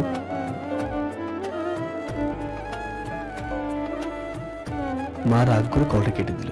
হ্যালো, হ্যাঁ, আর কোনো কাজ হলো না। মা আগে কলটা কেটে দিল। কি আর করার, আমি মোবাইলটা পকেটে রেখে রেস্টুরেন্টে গিয়ে নিজের পেট পূজা করতে লাগলাম, মানে খাবার খেতে লাগলাম। খাবার খাওয়া শেষ হলে শান্তিতে বাড়ির দিকে ফিরতে লাগলাম। অন্যদিকে আমার অপেক্ষায় জুনিয়র আরোহী সোফায় বসে গালে হাত দিয়ে দরজা দিকে তাকিয়ে রয়েছে। নিধি ওকে এইভাবে বসে থাকতে দেখে ওর কাছে গিয়ে জিজ্ঞাসা করলাম, কিরে বুড়ি, এখানে এইভাবে বসে কি করছিস? অপেক্ষা। কার? বাবু। তোর বাবু তো ঘরে, তুই এখানে বসে অপেক্ষা করছিস কেন? বাবু ঘরে না, বাইরে গিয়েছে, তাই এখানে বসে অপেক্ষা করছি। ভাইয়া এখন বাইরে গিয়েছে কেন? চা খেতে। চা তো আমাদের বাড়িতেও আছে, কিন্তু বাইরে গিয়েছে কেন? বাবু বলেছে আমাদের বাড়ির চা নাকি ভালো না, তাই বাইরের চা খেতে গিয়েছে। কি রে বুড়ি, পিসির সাথে কি কথা বলছিস? তোমার কথাই বলছিলাম, তুমি আসতে এত দেরি করলে কেন? একটু মজা করে চা খাচ্ছিলাম তো, তাই দেরি হয়ে গেল। ও হ্যাঁ এখন চল, তোর সাথে খেলবো। আচ্ছা চলো। ভাইয়া, কি? তোমার সাথে কিছু কথা ছিল। বল। বুড়ি, তুমি তোমার খেলনা বের করতে থাকো, তোমার বাবু একটু পরে আসবে। আচ্ছা। জুনিয়র আরোহী চলে গেল। তুমি বাইরে চা খেতে গিয়েছিলে কেন? বৌদি না তোমাকে চা দিয়ে আসলো? আমি খেয়ে নিই। কেন? কারণটা তুই ভালো করে জানিস। আমি আমার ঘরের দিকে যেতে লাগলাম। ভাইয়া, খাবার তৈরি, চল খাবি। তোর জন্য সবাই খাবার টেবিলে অপেক্ষা করছে। আমি তোকে ডাকতে তোর রুমে যাব ভাবছিলাম, কিন্তু বুড়িকে এখানে বসে দেখে ওর সাথে কথা বলতে লাগলাম, আর ততক্ষণে তুই চলে এসেছিস। আরে আমি এখন আর খাবো না। কেন? আমি খেয়ে এসেছি কোথা থেকে? রেস্টুরেন্ট থেকে। ভাইয়া, খাবার খেয়ে আমার রুমে আসিস, তোর সাথে অনেক কথা বলার আছে। নিধি কোনো জবাব দিল না। আমিও আর ওর দিকে না তাকিয়ে সিঁড়ি দিয়ে উপরে উঠে আমার রুমে চলে গেলাম। আমি যদি পিছনে ফিরে তাকালাম তাহলে হয়তো দেখতে পারতাম নিধির টনমনো চোখ নিয়ে আমার দিকে তাকিয়ে রয়েছে। তাই আমার সাহস হয়ে ওঠেনি পিছনে তাকানোর। আমি হাঁটতে হাঁটতে রুমে চলে গেলাম। সেখানে গিয়ে জুনিয়র আরোহীর সাথে খেলতে লাগলাম। অন্যদিকে নিধি সেখান থেকে খাবার টেবিলে ফিরে গেল। সেখানে সবাই আমার জন্য অপেক্ষা করছিল। কিরে নিধি, তোর মুখ এমন শুকনো লাগছে কেন? তুই না সাগরকে ডাকতে গেলি, ও কোথায়? ভাইয়া খাবে না? কেন? রেস্টুরেন্ট থেকে একটু আগে খেয়ে এসেছে। কথাটা শুনে সবাই চুপ হয়ে গেল। কারোর মুখ থেকে আর কোনো কথাই বের হচ্ছে না। আরে আপনারা এমন মন খারাপ করে বসে রইলেন কেন? সাগর হয়তো বেশি ক্ষুধা লেগেছিল, তাই খেয়ে এসেছে। না বাবা, সাগর আমাদের এখনো মন থেকে ক্ষমা করতে পারেনি, তাই তো বাকিয়ে থেকে খেয়ে এসেছে। কাকা, আপনি ভুল ভাবছেন। সাগরকে একটু সময় দিলে দেখবেন সবকিছু ঠিক হয়ে যাবে। হ্যাঁ, রাজু একদম ঠিক বলেছে। সাগরের মনে আপনাদের বিরুদ্ধে অভিমান যেমন একদিনে জমে নাই, তেমনি এই অভিমান সম্পূর্ণভাবে শেষ একদিনে হবে না, কিছুদিন লাগবে। আচ্ছা তোমরা যখন বলছো তাহলে মেনে নিলাম। তোমরা খাবার খাওয়া শুরু করো। সাগর যখন খেয়ে এসেছে তাহলে আর বসে থেকে কি লাভ? হ্যাঁ হ্যাঁ, তাড়াতাড়ি খাও, ভাইয়া আবার আমাদের জন্য অপেক্ষা করছে। কেন?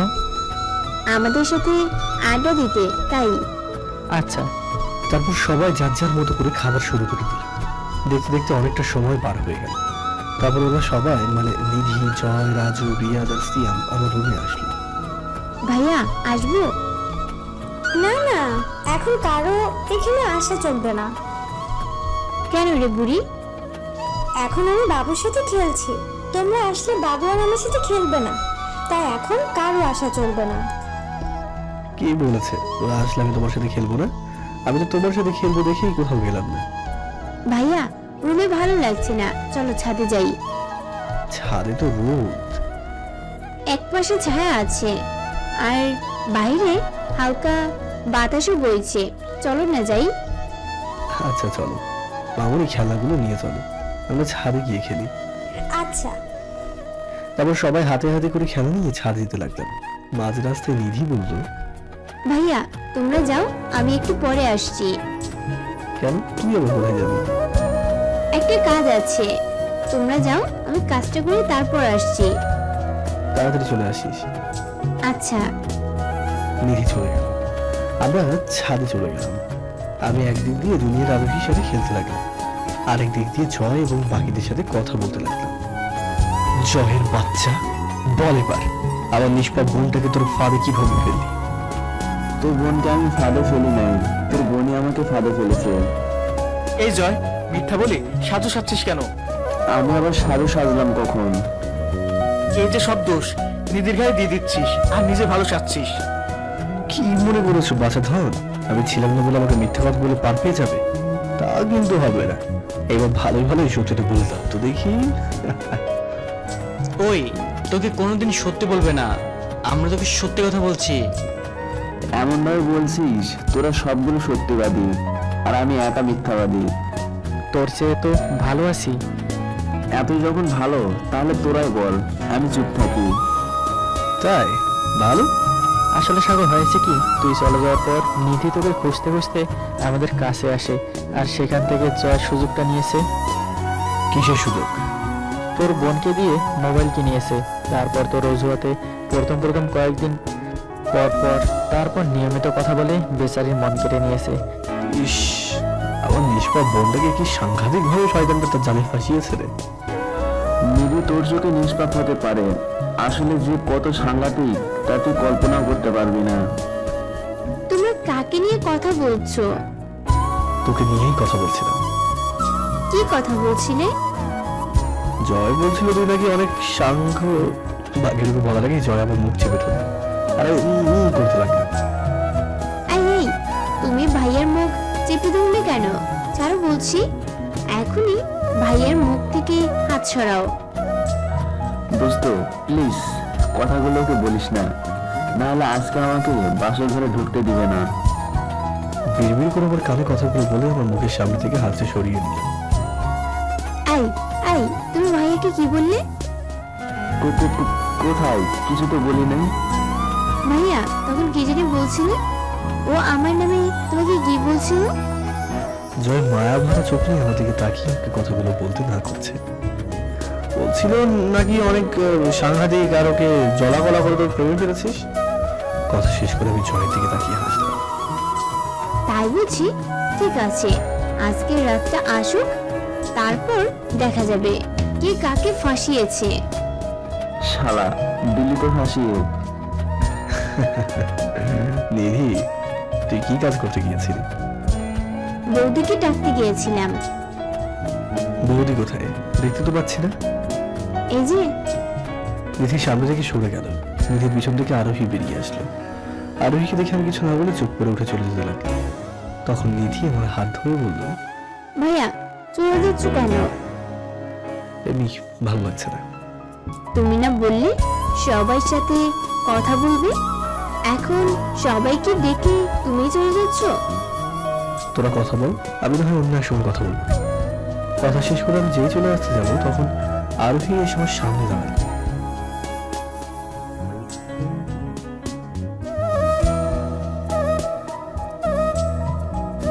তোরা কথা বল, আমি না হয় অন্য এক সময় কথা বলবো। কথা শেষ করে আমি যেই চলে আসতে যাবো তখন আরোহী এসে আমার সামনে দাঁড়ালো। তুমি যেও না প্লিজ, আমি এখান থেকে চলে যাচ্ছি, তবুও তুমি যেও না। আরোহী মাথা নিচু করে চলে গেল। আমি আবারও আমার জায়গায় এসে বসলাম। ভাইয়া তুমি কিন্তু কাজটা ঠিক করলে না। কোন কাজের কথা বলছিস? এই যে একটু আগে যেটা করলে। নিধি, বাদ দে এসব কথা। না, আজকে তোমাকে আমার কথা শুনতে হবে। কি কথা বল, আমি শুনছি। তুমি কি মনে করেছো তুমি এখান থেকে চলে যাওয়ার পর আমরা আর বিশেষ করে ওই আরোহী মেয়েটা অনেক খুশি ছিলাম? যদি তুমি এমনটা ভেবে থাকো তাহলে ভুল ভাবছো। আরোহী বৌদি যখন তার ভুল বুঝতে পেরেছে তখন তোমাকে পাগলের মতো শহরের সব জায়গায় খুঁজে বেরিয়েছে, কিন্তু তোমাকে কোথাও পাইনি। আমি কি বলেছিলাম ওকে আমাকে খুঁজতে? ভাইয়া তুমি এতটা পরিবর্তন হয়ে গেলে কিভাবে? একটা মেয়ে যে কিনা এতগুলো বছর তোমার অপেক্ষা ছিল, যে তোমাকে মন প্রাণ দিয়ে ভালোবাসে, তাকে তুমি অবহেলা করছো কিভাবে? মন প্রাণ দিয়ে একটা সময় আমি ওকে অনেক ভালোবেসেছিলাম, কিন্তু কি করলো? আমার ভালোবাসা বিশ্বাস নিয়ে খেলে আমার উপর প্রতিশোধ নিল। আর যে ভালোবাসা নিয়ে খেলে তাকে ক্ষমা করে দেওয়া গেল, আপন করে নেওয়া যায় না। সাগর তুই কিন্তু ভুল করেছিস, কারণ আরোহী তোকে অনেক ভালোবাসে। ভালোবাসে তাই না? আমার উপর প্রতিশোধ নেওয়ার সময় ওর ভালোবাসা কোথায় ছিল? হ্যাঁ, তখন হয়তো ও তোর প্রতি ওর ভালোবাসা বুঝতে পারে নাই, কিন্তু কি বলতো, এখনো তোকে অনেক বেশি ভালোবাসে। আমরা বলি কি তুই বেচারিকে আপন করে নে। কখনোই না। ওর মতো একটা প্রতারককে আমি কখনোই আপন করে নিতে পারবো না। প্রতারক? ভাইয়া ভালোই বললে, আরোহী মেয়েটা আসলে একটা প্রতারক। না হলে কি এতগুলো বছর প্রতিটি রাত তোমার কথা ভেবে চোখের জল ফেলতো? জানো, আমিও না ওই প্রতারক মেয়েটাকে দেখতে পারতাম না। বাবা যেই দিন ওকে বাড়িতে আশ্রয় দিল সেই দিন মনে হয়েছিল হয় ওকে বাড়ি থেকে বের করে দিব, না হলে নিজে বাড়ি থেকে বের হয়ে যাব। বাবা ওকে বাড়িতে আশ্রয় দিয়েছিল দেখে অনেকদিন বাবার সাথেও কথা বলিনি। শুধু তাই নয়, ওই প্রতারক মেয়েটিকে উঠতে বসতে অপমান করতে গিয়েছি। মাঝে মাঝে ওই প্রতারক মেয়েটিকে দেখে বুঝতাম মেয়েটি আত্মহত্যা করতে যাচ্ছে, কিন্তু মেয়েটি প্রতারক তো, তাই হয়তো নিজের পেটের সন্তান রয়েছে, আর তাকে তোমার কাছে ফিরিয়ে না দেওয়া পর্যন্ত মরেও শান্তি পেত না, তাই হয়তো আত্মহত্যা করতে পারেনি। দেখতে দেখতে প্রতারক মেয়েটি আমার আর তোমার সাথে বাড়ির সবার সামনে নিজের জন্য জায়গা তৈরি করে নেয়, হয়ে ওঠে এই বাড়ির বিয়ে ছাড়াই একজন বউ। আর বাইরের মানুষদের কথা তো বাদই দিলাম, প্রতিনিয়ত সবাই ওই প্রতারক মেয়েটিকে কথা শোনাতো। প্রথমত তোমার নামে একটা মিথ্যা কলঙ্কের দাগ বসিয়েছে, তার উপর বিয়ে ছাড়া গর্ভবতী হয়েছিল। ভাবতে পারো এমন একটা মেয়েকে সমাজের মানুষ কি কি কথা বলতে পারে। শুধু তাই নয়, বেচারি আপন মা বাবাও তার সাথে কথা বলা একেবারে বন্ধ করে দিয়েছিল, শুধুমাত্র তোমার সাথে প্রতারণা করেছিল বলে। হয়তো তুমি প্রতারক মেয়েটিকে শাস্তি দিতে চাও, কিন্তু তুমি জানো না প্রতারক মেয়েটি এমনিতেই অনেক বেশি শাস্তি পেয়ে গিয়েছে, আর এত শাস্তি মেয়েটি মুখ বুজে সহ্য করে গিয়েছে শুধুমাত্র তোমাকে ভালোবাসে বলে। যাক, বাদ দাও এসব কথা। এখন বলো, তুমি এতগুলো বছর কোথায় কিভাবে ছিলে? কথাগুলো বলতে বলতে নিধির চোখে জল এসে গিয়েছিল, তাই নিধি চোখটা মুছে শেষের কথাটা বলল। আমি ঢাকা ছিলাম। ঢাকা কোথায় ছিলে? নিজের বাড়িতে। আচ্ছা সাগর, তুই তোর পরিবারকে কিভাবে খুঁজে পেয়েছিস তা তো বললি না। শোন তাহলে। তারপর আমি ওদের বলতে লাগলাম আমি আমার পরিবারকে কিভাবে পেয়েছি আর এত বছর কিভাবে কাটিয়েছি।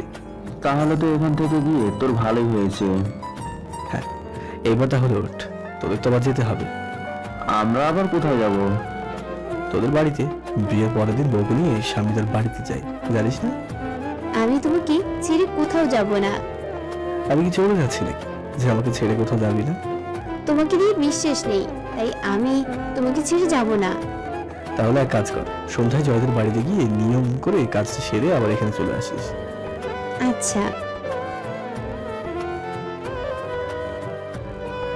রিয়াদের কথা শুনে আমরা সবাই হাসতে লাগলাম। এদিকে আমার সব কথা এতটা সময় আরোহী লুকিয়ে লুকিয়ে শুনছিল। আমাদের কথা শেষ হওয়ার পর আরোহী নিচে চলে যায়। যথারীতি সন্ধ্যায় নিধি জয়দের বাড়িতে গিয়ে নিয়ম কাজ শেষ করে আবার এই বাড়িতে চলে আসে, আর এখানে ওদের বাসর ঘর সাজানো হয়েছে। এর মধ্যে আমি আবার রেস্টুরেন্টে গিয়ে খাবার খেয়ে বাড়িতে এসে জুনিয়র আরোহীকে নিয়ে আমার ঘরে ঘুমানোর প্রস্তুতি নিই। মামুনি, এতদিন তুমি কোথায় ঘুমাতে? এই ঘরে ঘুমাতাম। একা? না, আমি আর মা একসাথে ঘুমাতাম। ও আচ্ছা আচ্ছা। একটু পরে আরোহী ঘর থেকে এসে বিছানা তৈরি করতে থাকে। জুনিয়র আরোহী কোলে নিয়ে শুইয়ে দেয়। কি মজা, আজকে আমি মা বাবার সাথে একসাথে ঘুমাবো। হ্যাঁ মামুনি, তুমি চোখ বুজে ঘুমাও। তোমার মার সাথে আমার একটু কথা আছে, আমি সেটা বলে আসি। আচ্ছা। কথাটা শেষ করে আমি বিছানা থেকে কিছু দূরে চলে গেলাম, যাতে কথা বলে জুনিয়র আরোহী কানে না যায়। আমার পিছনে পিছনে আরোহী এসেও না। শুনলাম আমি চলে যাওয়ার পর এই ঘর দখল করে দিয়েছিলেন, কথাটা সত্যি নাকি? আরোহী নিশ্চুপ, মাথা নিচু করে নিচের দিকে তাকিয়ে রয়েছে। একটা কথা পরিষ্কার বলে দিই, আমি আপনার সাথে এক ঘরে থাকতে পারবো না। আশা করি আমি কি বলতে চাচ্ছি বুঝতে পারছেন? বুঝেছি, মেয়েটা ঘুমিয়ে যাক, তারপর আমি ঘর থেকে চলে যাব। কথাটা জানি মনে থাকে। তারপর আমি আর আরোহী জুনিয়র আরোহীর পাশে এসে শুয়ে পড়লাম। কিছু সময় পর জুনিয়র আরোহী ঘুমিয়ে যাওয়ার পর আরোহী ঘর থেকে চলে যায়, আর আমি শান্তিতে ঘুমিয়ে পড়লাম। দেখতে দেখতে সকাল হয়ে যায়। তার সাথে বাড়িতে আমার জন্য একটা সারপ্রাইজ গিফট এসে উপস্থিত হয়। সকাল হতে না হতে কেউ একজন বাড়ির ভিতরে ঢুকে আর চিৎকার করে বলতে থাকে, ভাইয়া ভাইয়া, তুমি কোথায় ভাইয়া? মেয়েটির চিৎকার শুনে সবাই ড্রয়িং রুমে চলে আসে, আর এদিকে আমার ঘুমটাও ভেঙে যায়। এই মেয়ে, তুমি কে? আমার ভাইয়াকে আটকিয়ে রেখে আমাকে জিজ্ঞেস করছেন আমি কে? তোমার ভাইয়াকে, আর তাকে আমার আটকে রাখবো কেন? বাহ, কি ভাব! আমার ভাইয়াকে এখন তাই চিনতে পারছে না। তুমি যদি না তোমার ভাইয়ার নাম বলো তাহলে তোমরা তাকে কি করে চিনবো? আপনি কে যে আপনাকে আমার ভাইয়ার নাম বলবো? আমি এই বাড়ির ছোট ছেলের বউ। এই বাড়িতে আবার ছোট ছেলে আছে নাকি? তুমি এই বাড়ির সম্পর্কে কতটুকু জানো? কতটুকু না, আমি সবটাই জানি। সবটা মানে? মানে আপনারা যে একটা ছেলেকে রাস্তা থেকে কুড়িয়ে এনে তাকে অবহেলা করেছেন, তার উপর অত্যাচার করেছেন, এর থেকে শুরু করে বাকি সব কিছু জানি। তুমি কে বলো তো, আর কিভাবে বা এত কিছু জানো? আমার ভাইয়াকে ডেকে আনুন, তাহলেই জানতে পারবেন আমি কে। তোমার ভাইয়া কি একটু বলো তো? আপনি কে? আমি এই বাড়ির একমাত্র মেয়ে।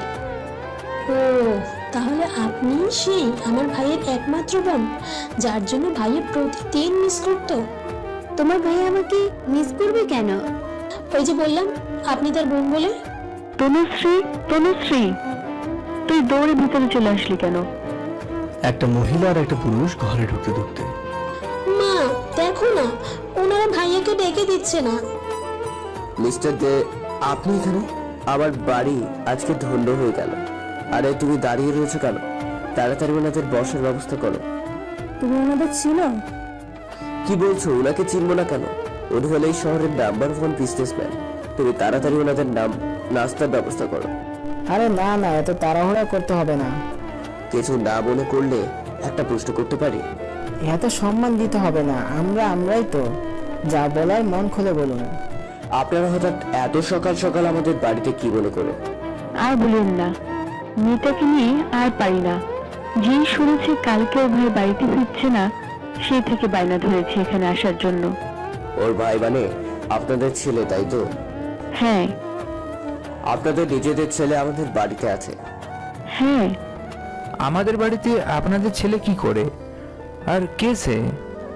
এইদিকে নিজে চিৎকার চেঁচামেচি শুনে আমার ঘুমটা ভেঙে যায়। ঘুমটা একটু কাটতে খেয়াল করলাম নিচ থেকে তনুশ্রী কণ্ঠে কেউ একদম চিৎকার চেঁচামেচি করছে। তনুশ্রী কণ্ঠ শুনে আমি অনেকটা অবাক হয়ে যাই আর ভাবতে থাকি, সত্যি কি তনুশ্রী এখানে এসেছে? আর যদি আসে তাহলে কিভাবে? এইসব ভেবে আমি কে তনুশ্রীর মতো কথা বলছে তা দেখার জন্য দৌড়ে আসলাম। দৌড়ে নিচে এসে তনুশ্রী আর মা বাবাকে এখানে দাঁড়িয়ে থাকতে দেখে অবাক হয়ে দাঁড়িয়ে রইলাম। ওর নাম? মা আর বলতে পারলো না। তার আগে তনুশ্রী চিৎকার করে বলল, ভাইয়া। তনুশ্রী আমাকে দেখে চিৎকার করে দৌড়ে আমার কাছে এসে ওকে জড়িয়ে ধরল। আমার পালিত বাড়ির সবাই অবাক হয়ে আমার দিকে তাকিয়ে রয়েছে। সাগর আপনাদের ছেলে? হ্যাঁ, ওই আমাদের ছেলে। কিভাবে? ছোটবেলায় ওকে আমরা রাস্তায় হারিয়ে ফেলি, তারপরেই হয়তো আপনারা ওকে পেয়েছেন।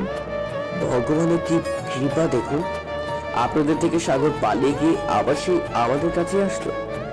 সবাই মাথা নিচু করে রইল। আপনাদের মাথা নিচু করে থাকতে হবে না। আপনারা সাগরের সাথে যা করেছেন তার জন্য আমরা আপনাদের উপর রেগে নেই। শুধু তাই নয়, আমরা আপনাদের ঋণী, কারণ আপনাদের জন্য আমাদের ছেলে বেঁচে রয়েছে। আমরা আমাদের মন থেকে আপনাদের সাগরের সাথে যা করেছেন তা ভুলে গিয়েছি। আমরা চাই আপনারাও এসব ভুলে যান। যদি কিছু না মনে করেন তাহলে একটা কথা অনুরোধ করব। অনুরোধ? কি বলেন, কি বলবেন?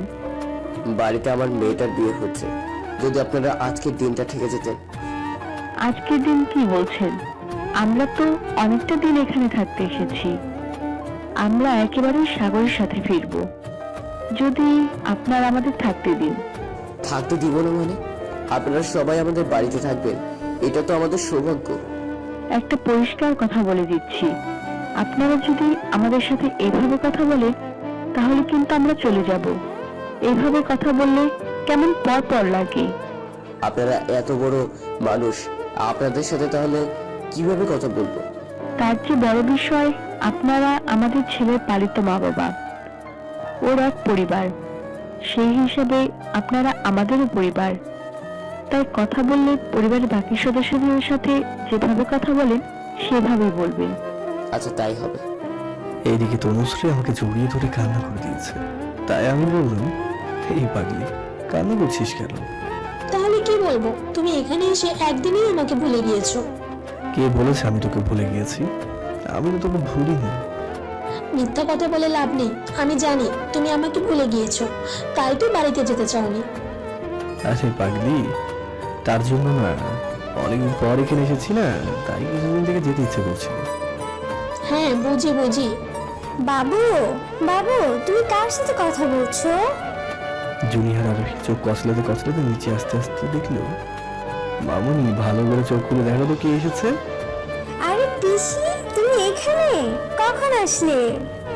এই মাত্রই আসলাম বুড়ি। তোমার সাথে কথা নেই। কেন, রাগ করেছো? হ্যাঁ, তা রাগ করলে কেন? কারণ বাবু সেই কবে চলে এসেছে আর তুমি কিনা আজকে আসছো, তাই। আসলে বুড়ি একটু পড়ালেখার চাপ ছিল তো, তাই তোমার বাবুর সাথে আসতে পারিনি। আমি এত কিছু জানি না, তুমি আসোনি তাই তোমার সাথে কথা নেই।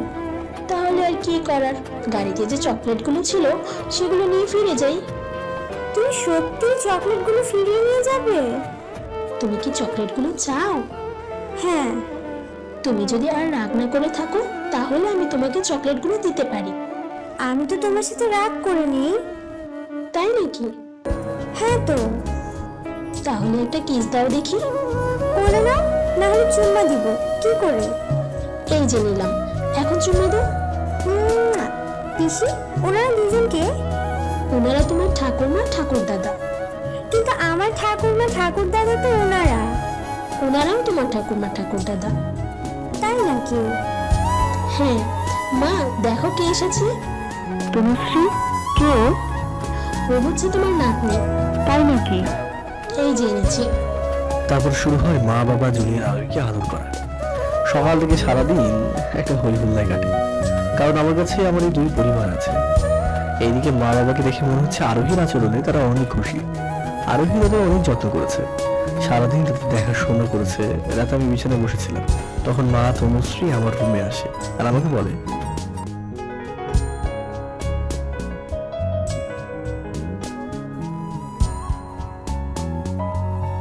মা তোমরা এখানে কেন?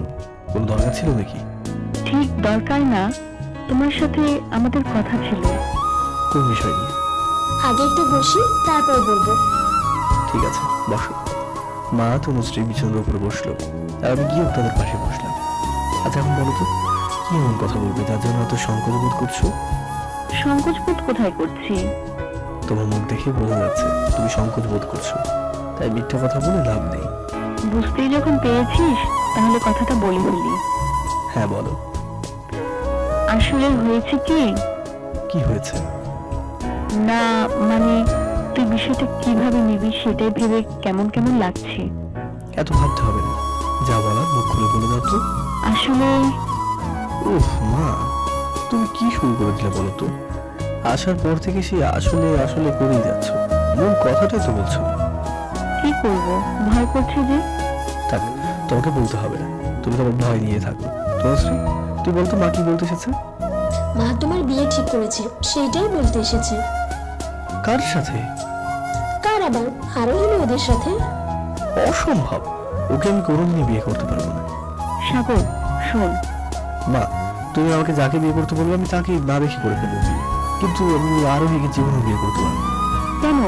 মেয়েটা এত লক্ষ্মী, তবু তুই ওকে বিয়ে করতে চাস না কেন? মা তুমি ভালো করে জানো কেন আমি ওকে বিয়ে করতে চাই না। মানুষ মাত্রই তো ভুল, তাই না? মেয়েটাও না হয় না বুঝে একটা ভুল করে ফেলেছে, তার শাস্তি তো পেয়েছি। আমি তোকে শাস্তি পেতে বলিনি, না আমি ওকে শাস্তি দিয়েছি। তুই শাস্তি না দিলেও এতদিন তোকে ছেড়ে থেকে মেয়েটা অনেক শাস্তি পেয়েছে। শুধু কিন্তু তাই নয় ভাইয়া, বৌদি কিন্তু তোমাকে অনেক বেশি ভালোবাসে। ভালোবাসে কিনা তা আমার চেয়ে ভালো আর কেউ জানে না। আমি এত কিছু জানি না, তুই আরোহী মেয়েটাকে বিয়ে করবি, আমি এইটাই জানি। পারবো না। আর কারোর জন্য না হোক, অন্তত তোর মেয়েটার মুখের দিকে তাকিয়ে ওকে বিয়ে কর। ওর তো একটা বাবার পরিচয় চাই। ওকে আমি এমনিতেই বাবার পরিচয় দেবো, তবুও আমি ওকে বিয়ে করবো না। এইভাবে হয় না, সমাজ আইন বলে দেশে একটা কথা আছে। আমি এত কিছু জানি না, তুমি ওকে বিয়ে করছো আর এইটাই ফাইনাল। তোমাকে ভাবার জন্য আমি 2 দিন সময় দিলাম, এর মধ্যে তুমি তোমার সিদ্ধান্ত আমাকে জানাও, না হলে আমি যখন যেই দিন বলবো তোমাকে সেই দিনই আরোহীকে বিয়ে করতে হবে। মা তনুশ্রী, চল এখান থেকে, ওর সাথে আর কথা বলে লাভ নেই। ভাইয়া, সে যাই বলিস না কেন, বৌদি কিন্তু অনেক ভালো আর সুন্দরও, তার সাথে তোকে অনেক ভালোবাসি। দাঁড়া, তোকে ভালোবাসা বের করছি। আমি তনুশ্রীকে মারার জন্য পিছনে ছুটলাম, তনুশ্রী দৌড়ে পালিয়ে গেল। আমি মাথায় হাত দিয়ে বিছানার উপর বসে মার কথাগুলো ভাবতে লাগলাম। রাতে খাবার সময় হলে নিধি আর তনুশ্রী খাবার নিয়ে এসে আমাকে খাইয়ে দিল, আর আমি ওদের খাইয়ে দিলাম। রাতে আরোহী যখন জুনিয়র আরোহীকে ঘুম পাড়িয়ে দিয়ে চলে যাচ্ছিল, তখন আমি ওকে বললাম, মাকে বিয়ের কথা বলতে তুই বলেছিস তাই না? কি হলো, কথা বলছিস না কেন? আমি না, আমার আর তোমার এই বাড়ির মা বাবা বলেছে। তাদের পিছনে তো তুই ছিলি, আমি কি বুঝি না? এত কিছুর পরেও তুই যদি ভাবিস আমি তোকে বিয়ে করে আপন করে নেবো, তাহলে তুই ভুল ভাবছিস। আমি তোকে কোনোদিনও বিয়ে করবো, কথাটা সেটা মাথায় রাখিস। বিশ্বাস করো, আমি তোমাকে অনেক ভালোবাসি, প্লিজ আমাকে একটা সুযোগ দাও। আরোহী চোখ টলমল নিয়ে আমার দিকে তাকান। তুই বিশ্বাস করার মতো যোগ্যতায় রাখিস না, এখন এখান থেকে ভূতের মতো দাঁড়িয়ে না থেকে যা এখান থেকে। আরোহী আমার ঝাড়ি শুনে কান্না করতে করতে চলে গেল, আর আমি মেয়েকে জড়িয়ে ঘুমিয়ে পড়লাম। কালকে রাতের মতো আজকে রাতে আরোহী কোথায় ঘুমাবে তা আমি জানি না। একটা কথা বলে রাখি, আমি দরজা চাপিয়ে ঘুমাই, বাকি সবার মতো ছিটকানি লাগিয়ে ঘুমানোর অভ্যেস আমার নেই। কারণ সকাল হলে মা বা তনুশ্রী আমাকে ডেকে অফিসে যাওয়ার জন্য ঘুম ভাঙিয়ে দিত, তাই আজকেও যথারীতি দরজা চাপিয়ে ঘুমিয়ে রেখেছি। এদিকে আমি দরজা চাপিয়ে আসার কিছুক্ষণ পরেই আরোহী আমার দরজাটা একটু ফাঁক করে সেখানে বসে বসে আমাকে দেখে কান্না করতে লাগলো, আর বলতে লাগলো, এতগুলো বছর তোমাকে পাইনি, সেই কষ্টে তোমার জন্য কান্না করেছি, আর আজকে তুমি কাছে তবু অনেক দূরে রয়েছো। না পারছি তোমাকে জড়িয়ে ধরে মনের কষ্টগুলো বলতে, আর না পারছি তোমাকে ভালো মতো ভালোবাসতে। জানি আমি এইসব আমার পাপের ফল, কিন্তু আমি কি এত বড় পাপ করেছি যে আমাকে এতগুলো বছর কষ্ট পাওয়ার পরেও তা শেষ হয়নি? এতগুলো বছর তুমি আমার সামনে ছিলে না, তাই তোমার শূন্যতা, মানুষের কটূক্তি কথা সবকিছু সহ্য করেছি। ওইসব সহ্য করতে পারলো, তোমার উপর অবিশ্বাস, আমাকে অবহেলা করা আমি সহ্য করতে পারছি না, আমি সহ্য করতে। দয়া করে আমাকে আর কষ্ট দিও না, আমি আর এত কষ্ট, এত অবহেলা নিতে পারছি না। জানি তবু বিশ্বাস করবে না, তবুও বলছি তোমাকে আমি সত্যি অনেক ভালোবাসি, আর এতগুলো বছর তোমার অপেক্ষায় থেকে সেই ভালোবাসার কয়েক গুণ বেড়ে গিয়েছে।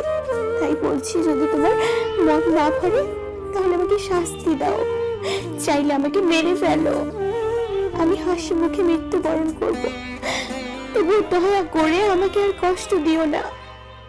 আরোহী এইসব বলে দরজার পাশে কান্না করছে বসে বসে। এদিকে আরোহীর কান্নার শব্দে আমার ঘুমটা অনেক আগেই ভেঙে গিয়েছিল। প্রথমে ভেবেছিলাম আরোহী দরজার সামনে বসে কান্না করে আমার ঘুম ভাঙিয়ে দিয়েছে, তার অপরাধে ওকে গিয়ে মারবো। কিন্তু যখন আরোহীর কথা শুনলাম, তখন কেন জানি নিজের মনটা কোনো এক অজানা কারণে ছটফট করতে লাগলো। তাই আর বিছানা থেকে উঠে আরোহীকে মারতে গেলাম না, বিছানাতেই শুয়ে রইলাম।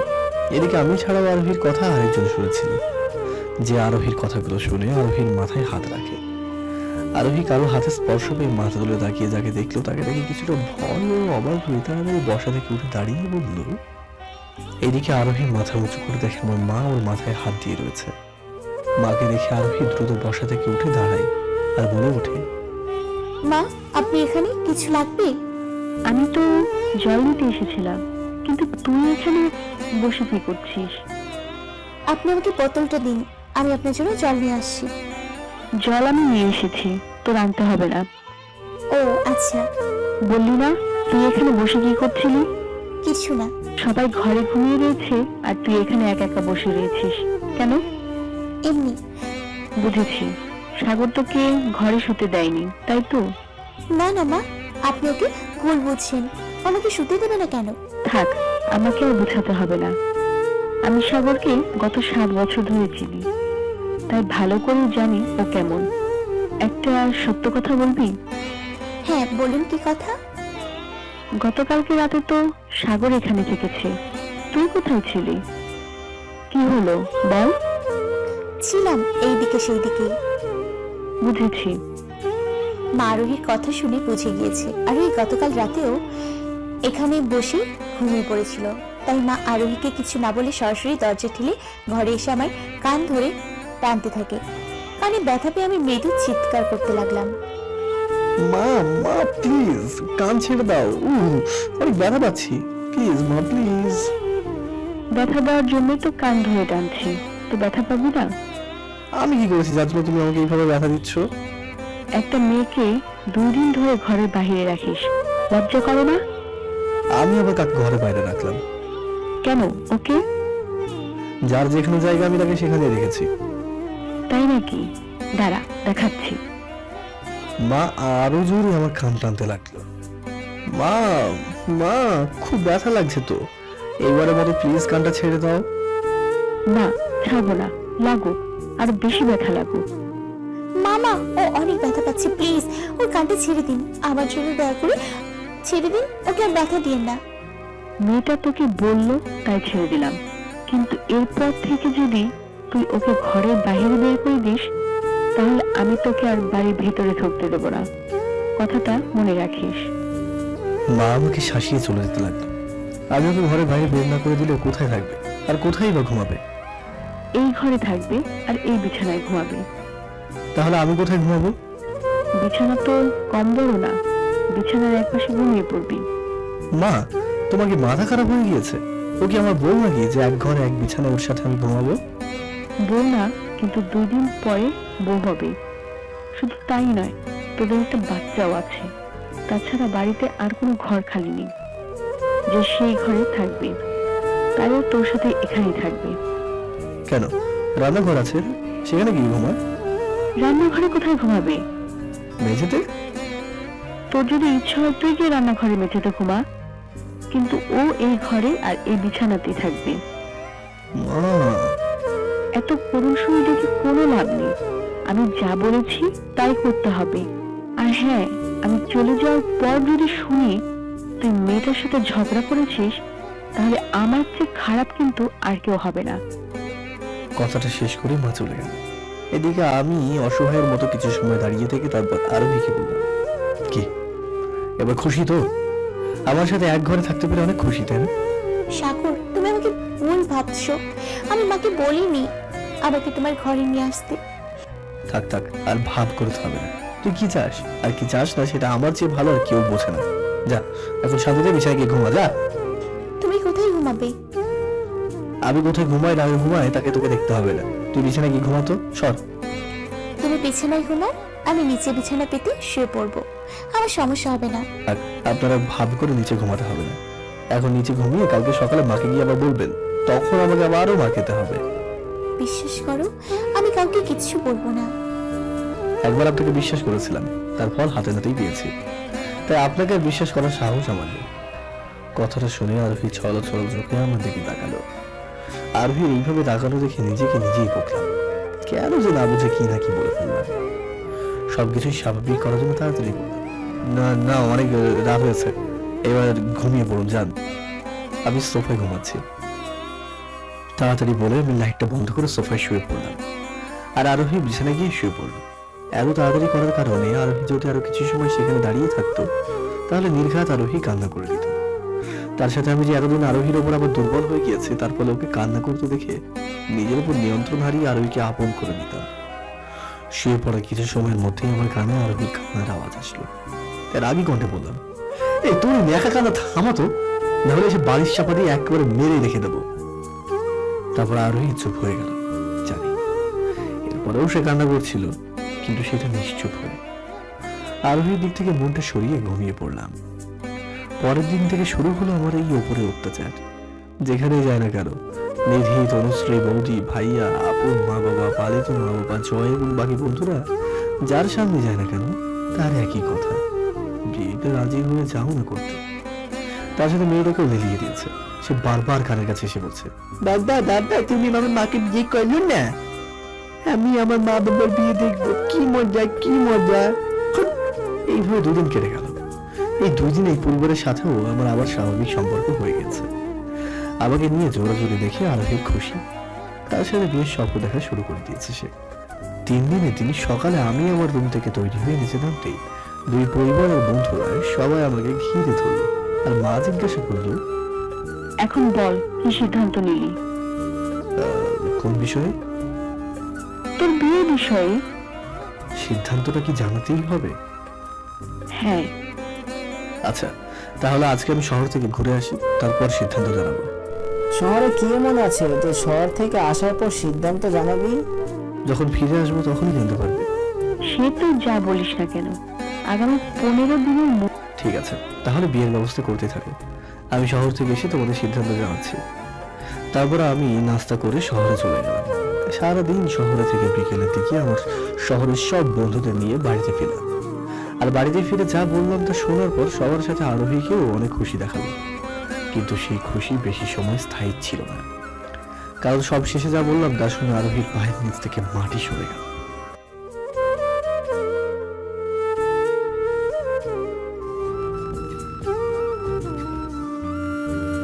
আমি বাড়িতে বন্ধুদের নিয়ে ঢুকতে দেখলাম সবাই সোফায় বসে আমার জন্য অপেক্ষা করছে। আমি সবার সামনে গিয়ে বললাম, মা, তোমরা আমার সিদ্ধান্ত জানতে চাও, তাই না? হ্যাঁ, তাই তো। আমি সবাই এখানে বসে এসে কখন থেকে অপেক্ষা করছি।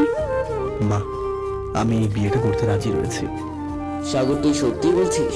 তুই সত্যি বিয়ে করতে রাজি? হ্যাঁ বাবা, আমি রাজি রয়েছি। তোমরা এখনো বসে রয়েছো কেন? চলো তো তাড়াতাড়ি হিসাব করতে বসে পড়ি। বিয়েতে কি কি করবো, কাকে কাকে নিমন্ত্রণ দিব, সত্যি হলো একমাত্র ছেলে বলে কথা। হ্যাঁ হ্যাঁ, চলেন। আমার কথা শুনে দেখলাম আরোহীর মুখের কোনো হাসি ফুটে উঠেছে। আরে আরে, তোমরা কোথায় যাচ্ছ? তোমরা তো আমার সম্পূর্ণ কথাই শুনলে না। তোমার কি আর কিছু বলার বাকি আছে নাকি? হ্যাঁ, আছেই তো। কি বলবে তাড়াতাড়ি বলো। আমরা বৌদিকে নিয়ে ঘরে গিয়ে কথা বলে জানাবো বিয়ে নিয়ে তার কি কি স্বপ্ন আছে। বিয়ে নিয়ে আবার কি স্বপ্ন? সে তুমি বুঝবে না, যা বলার তাড়াতাড়ি বলো। আমি কাকে বিয়ে করব সেটাই তো তোমরা শুনলে না। কাকে মানে? তুই আরোহীকে তো বিয়ে করবি। না না, আমি ওকে বিয়ে করবো না, আর না ওকে বিয়ে করতে পারবো আমি। সাগর, তুই কি বলছিস? তোর মাথা খারাপ হয়ে গেছে নাকি? আরোহীকে বিয়ে না করলে তুই কাকে বিয়ে করবি? এই যে ওকে, আমার পাশে থাকা আমার এক বান্ধবীকে দেখিয়ে আমি বললাম। কি, তুই জয়াকে বিয়ে করবি? হ্যাঁ, আর এই যে অবাক হওয়ার কি আছে? আমি আর জয়া একে অপরকে অনেকদিন থেকেই ভালোবাসি। তোকে বিয়ে করবো না? ভালোবাসিস মা? জয়া কিছুটা চিৎকার করে বলতে লাগলো, কিন্তু তার আগে আমি জয়াকে চুপ থাকার জন্য ইশারা করলাম। হ্যাঁ হ্যাঁ, তুই তো আমাকে ভালোই বাসস। ভাইয়া, তুমি যে জয়া দিদিকে ভালোবাসো তা তো কোনোদিন বলনি।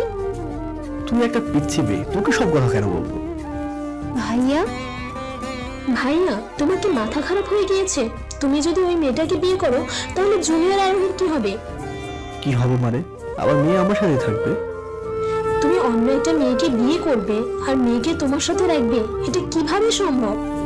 আমার জয়ের সাথে কথা হয়ে গেছে, বিয়ের পর জুনিয়র আরোহীকে আমার সাথে রাখবো, আর জয়া ওকে ওর মায়ের পরিচয় দেবে। আমি আমার মেয়েকে অন্য কোনো মেয়েকে মা বলে ডাকতে দিব না, কোনো দিন না। আর শোন, তোর দেওয়া না দেওয়াতে আমার কিচ্ছু যায় আসে না। আমি আমার মেয়েকে নিয়ে যাবো, আর এটাই শেষ কথা। তোমার কি মনে হয় এখন যদি তুমি মেয়েকে গিয়ে বলো অন্য একটা মেয়েকে না বলতে, ওকে বলবে? আর তোমার সাথে ও যাবে? মেয়ে আমাকে কতটা ভালোবাসে তোরা তুই এতদিন নিশ্চয়ই জানতে পেরেছিস। আর আমার মেয়ে আমার কথা কেমন শুনবে সেটা তুই হয়তো ভালো করে জানিস। সাগর, এইটা কি তোর শেষ সিদ্ধান্ত? হ্যাঁ, আর তোমরা তাড়াতাড়ি আমাদের বিয়ের ব্যবস্থাটা করো, তাও আবার 15 দিনের মধ্যে। যদি 15 দিনের মধ্যে আমাদের বিয়েটা না দাও তাহলে আমরা কোর্টে গিয়ে বিয়ে করে নেব। নিধি, ওদের থাকার জন্য ঘরগুলো পরিষ্কার করতে বল। আমি ওদের নিয়ে আমার ঘরে যাচ্ছি। ঘর পরিষ্কার হলে আমার রুমে গিয়ে যাস। পারবো না। আমি জানি তো তুই পারবি। এই তোরা চল আমার রুমে যাই। আমি ওদের সবাইকে নিয়ে আমার রুমে চলে গেলাম। আমার পিছনে পিছনে জয় এবং বাকিরাও আসলো। অন্যদিকে আরোহী কান্না করতে করতে নিজের রুমে চলে গেল। নিধি আর তনুশ্রী ওর পিছন গেল। আমার রুমে আসা মাত্র জয় আমাকে বলল, সাগর, তুই এমন কেন রে? তোর মনে কি একটু দয়া মায়া নেই? আরোহী তোকে কতটা ভালোবাসি, আর তুই কি করছিস? আরোহীকে ছেড়ে অন্য একটা মেয়েকে বিয়ে করতে যাচ্ছিস? ওই হারামি, তুই আমাকে কবে থেকে ভালোবাসিস রে? আর নিচে ওসব কি বললি, বিয়ে মেয়ে? মানে কি এইসবের? তখন বললেন আপনারা একে অপরকে ভালোবাসেন, আর এখন বলছেন কিসের ভালোবাসা? আমার কপাল এতটা পড়ে নেই যে ওর মতো একটা হারামিকে ভালোবাসবো। ওর চেয়ে অনেক ভালো একটা ছেলেকে আমি ভালোবাসি, আর সেটা ও জানেও। আমি কিছু না বলে হাসতে হাসতে বিছানে গিয়ে বসলাম। সাগর, তোর মাথায় কি চলতেছে বলতো? বলে আমাদের ঢাকা থেকে নিয়ে আসলি তোর বিয়ের কথা বলি, আর এখন বলছিস তুই জয়কে বিয়ে করাবি? সাগর, হাসা বন্ধ কর। তুই কি করতে চাচ্ছিস সেইটা বল। বেশি কিছু না, শুধুমাত্র একটা পরীক্ষা। পরীক্ষা? কিসের পরীক্ষা? বলতে পারিস ভালোবাসার পরীক্ষা। এইসব কি বলছিস, পরিষ্কার করে বলতো। এতদিন তোরা বলতি না আরোহী নাকি আমাকে ভালোবাসে, এখন আমি দেখতে চাই ও আমাকে আদৌ ভালোবাসে কিনা। এসব করে কি করে জানবি ও তোকে ভালোবাসে কিনা?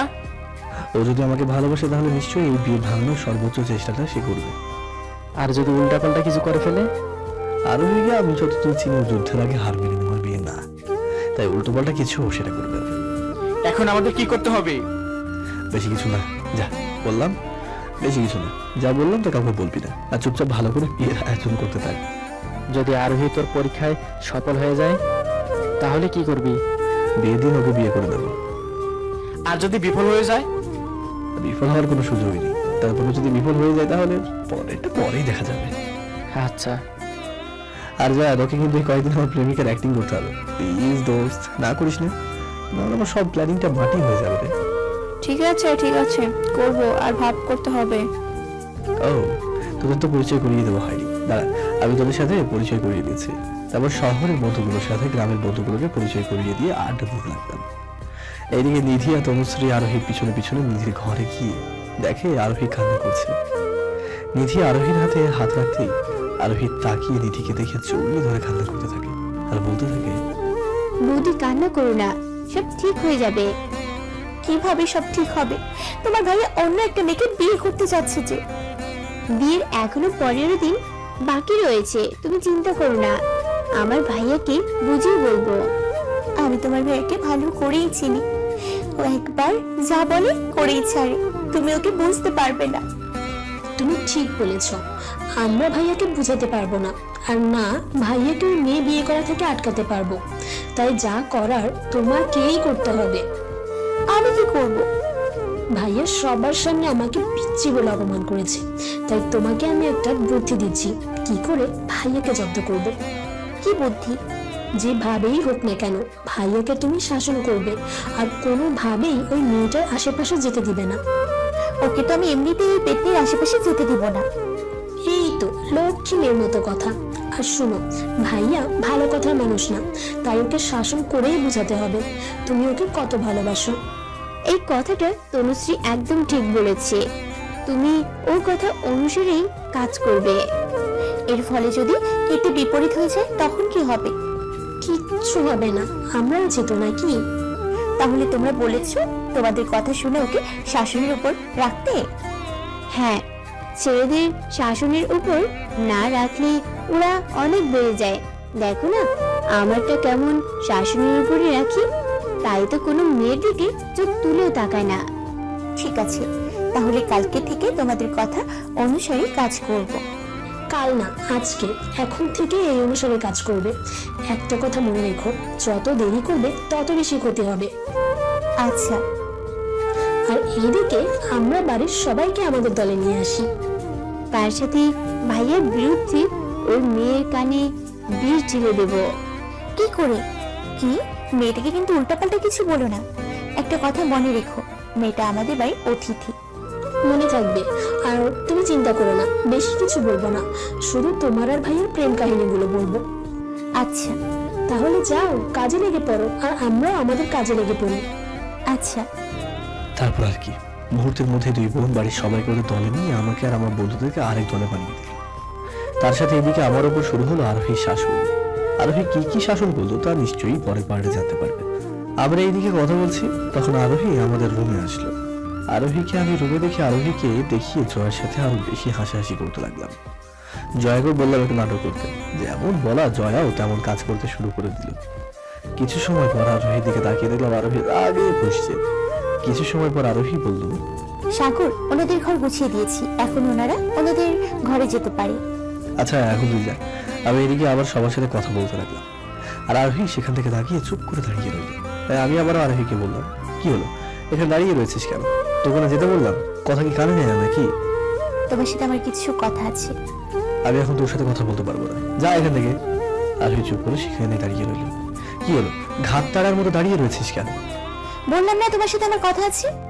আমিও যে বললাম এখন আমি তোর সাথে কথা বলতে পারবো না, সেটা তোর কানে যায়নি?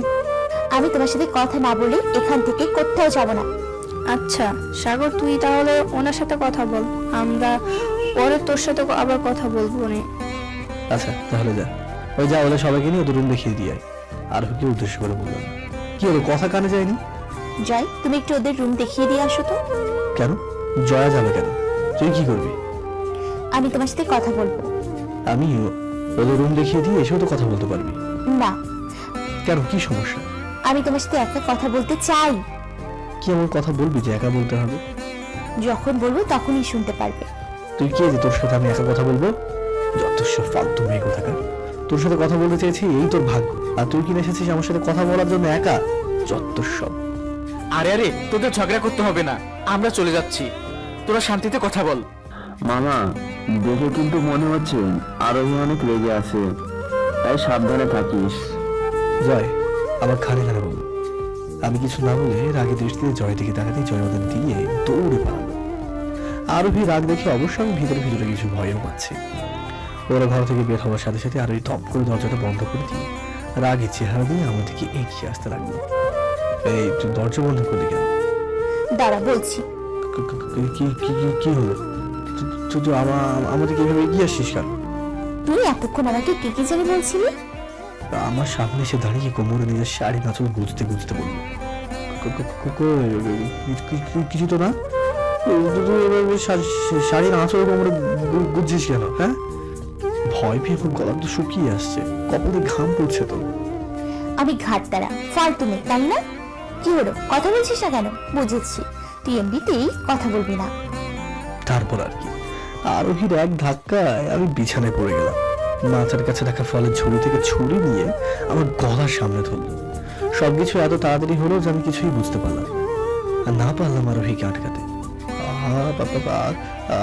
আপনি কি করছেন? এটা আমার গলা কেটে যাবে তো। তাই নাকি? তো বাবু, তুমি আমাকে তখন অনেক ফালতু ঘাটারা বলছিলে কেন?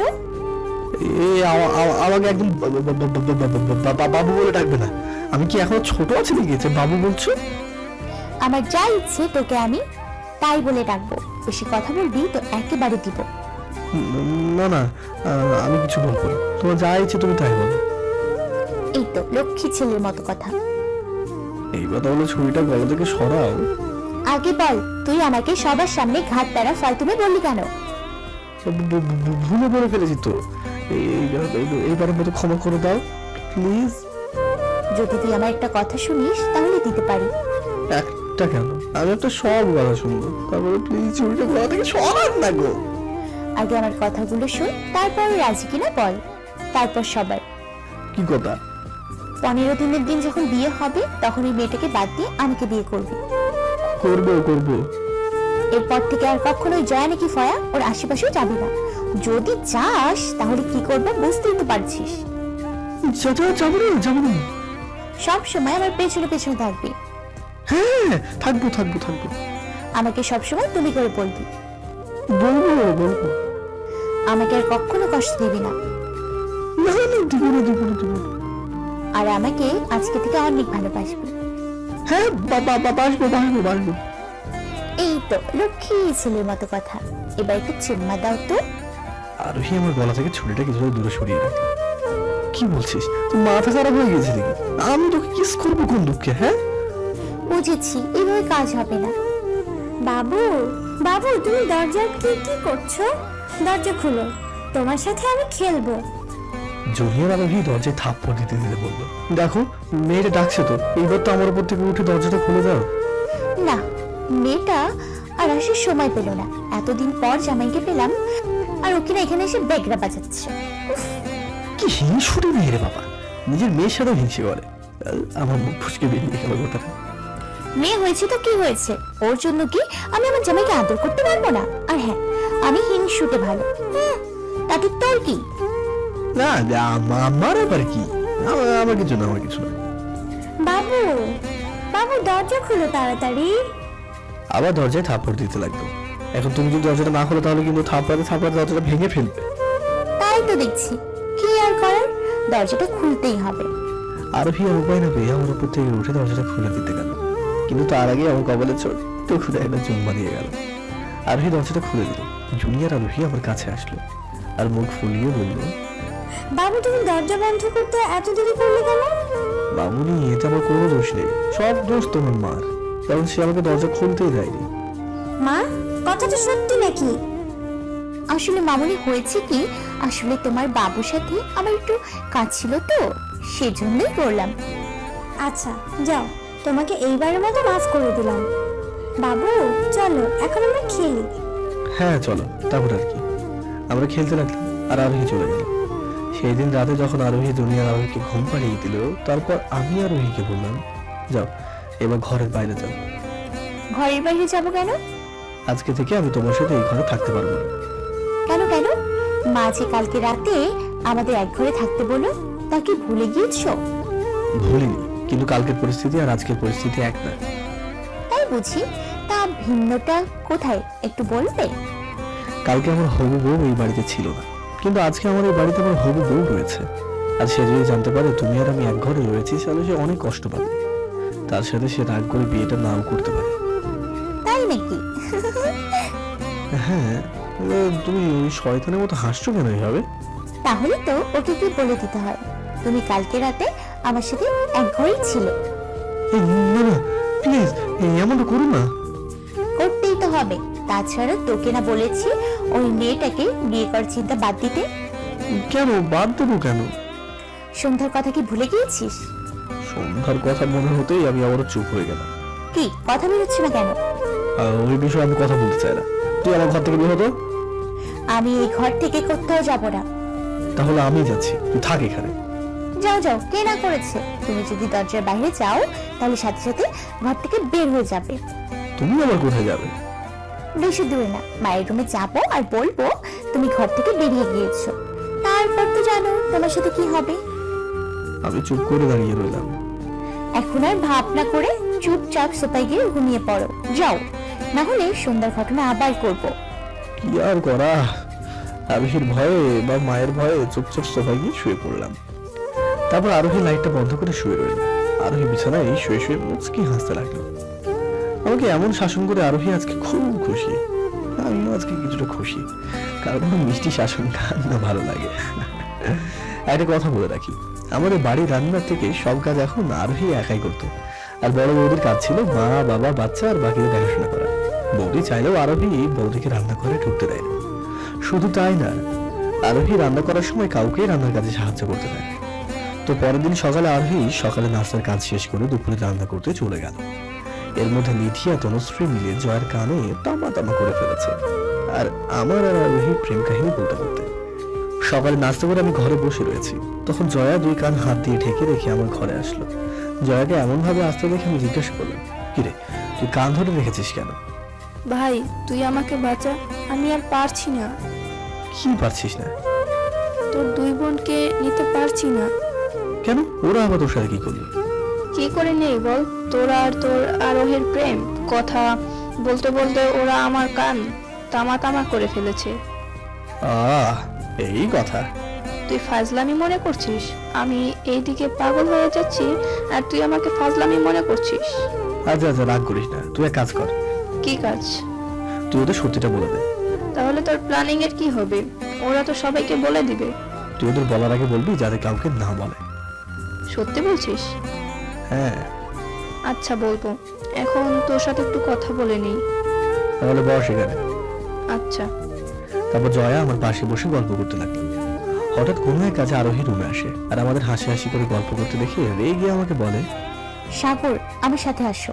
কোথায়? রান্নাঘরে। কেন? তোমার সাথে একটু কাজ আছে।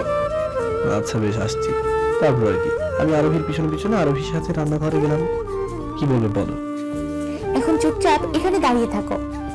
মানে কি এইসব? বেশি কথা না বলে চুপচাপ করে দাঁড়িয়ে থাকো, না হলে কিন্তু তোমার অবস্থা খারাপ করে ছাড়বো। আরোহী রাগ দেখে আমি আর কিছু না বলে চুপচাপ দাঁড়িয়ে রইলাম। তারপর আর এইভাবে প্রতিদিন আরোহী শাসন চলতে থাকে আমার উপরে। আর আমিও বুঝতে পারি যে আরোহী আমাকে কতটা ভালোবেসে ফেলেছে। তারপরে আমার মনে আরোহীর ওপর যে বিন্দু পরিমাণ রাগটা ছিল সেটাও চলে যায়। এদিকে প্রথম কয়েকদিন আমার দুই পরিবার আমার উপর রাগ করে কথা বলতো না, কিন্তু যেদিন নিধিয়া তনুশ্রীকে বলা সত্যিটা বলা হয় সেই দিন ওরা আরোহী বাদে বাকি সবাইকেই বলে দেয়। তার ফলে সবাই আবার আমাকে আপন করে দেয়। এইদিকে বিয়ের কাজও ঠিক মতো চলছে। একদিন রাতে বাবা বলল কালকে আমার হবু বউয়ের জন্য যা যা কেনার সবকিছু কিনতে যাবে, সবার সাথে আরোহীও যাবে। কথাটা শুনে আরোহী কি জানি হলো, কান্না করতে করতে রুমে চলে গেল। সেই দিন রাতে আরোহী খাবারও খায়নি। অনেকে অনেকবার ডেকেছে কিন্তু আরোহী খেতে চায়নি। সেই দিন রাতে আমি ঘুমিয়ে পড়েছি।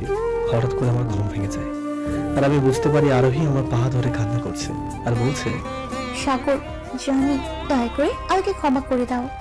আমি আর পারছি না। ভেবেছিলাম এতদিন ভালোবেসে শাসন করলে হয়তো তোমাকে ধরে রাখতে পারবো, কিন্তু আমি ভুল ছিলাম। আমি তোমাকে ধরে রাখতে পারিনি। আমি যে ভুল করেছিলাম তার শাস্তি হিসেবে আমাকে যা করতে বলবে আমি তাই করতে রাজি। কিন্তু আমার নিজের চোখের সামনে তোমার হবুয়ের জন্য পোশাক আর তোমাকে অন্য কারোর হয়ে যেতে দেখতে পারবো না।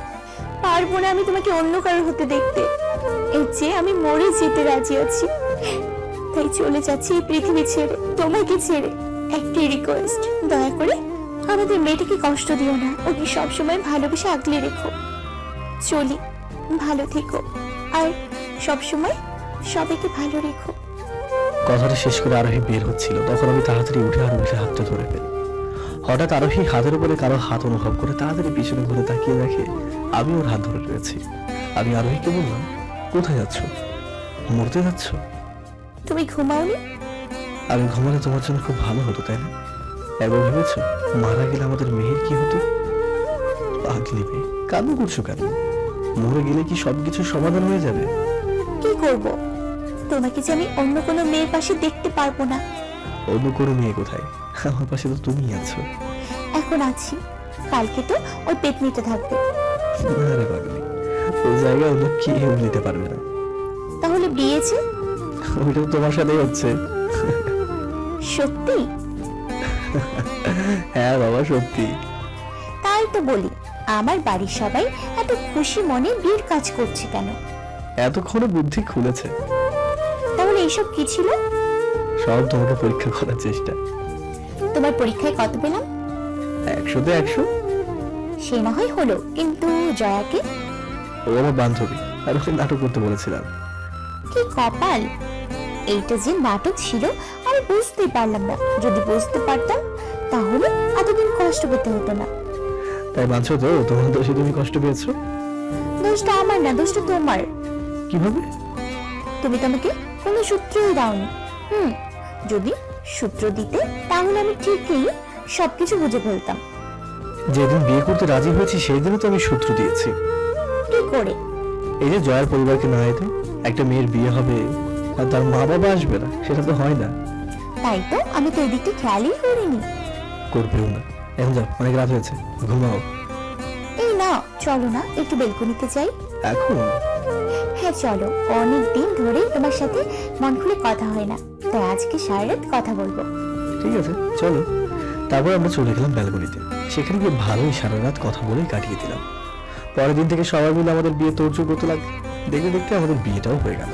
আমাদের বাসর রাতের দিন তনুশ্রী জুনিয়র আরোহীকে নিয়ে যায়। জুনিয়র আরোহী আমাকে বলে যায়, বাবু, আমার কিন্তু একটা ভাইয়া চাই, তাও আবার আগামী বছরের মধ্যে। তোমাকে এসব কে শিখিয়েছে? পিসি। কোন পিসি? এই পিসি। তনুশ্রীর বাচ্চা রে, তুই তো গয়া। পুরি, চল চল, না হলে তোর বাবা আমাদের মেরেই ফেলবে। আমি তনুশ্রীকে মারতে যেতেই তনুশ্রী জুনিয়র আরোহীকে নিয়ে দৌড়ে চলে গেল। আমি দাঁড়িয়ে দাঁড়িয়ে হাসতে লাগলাম।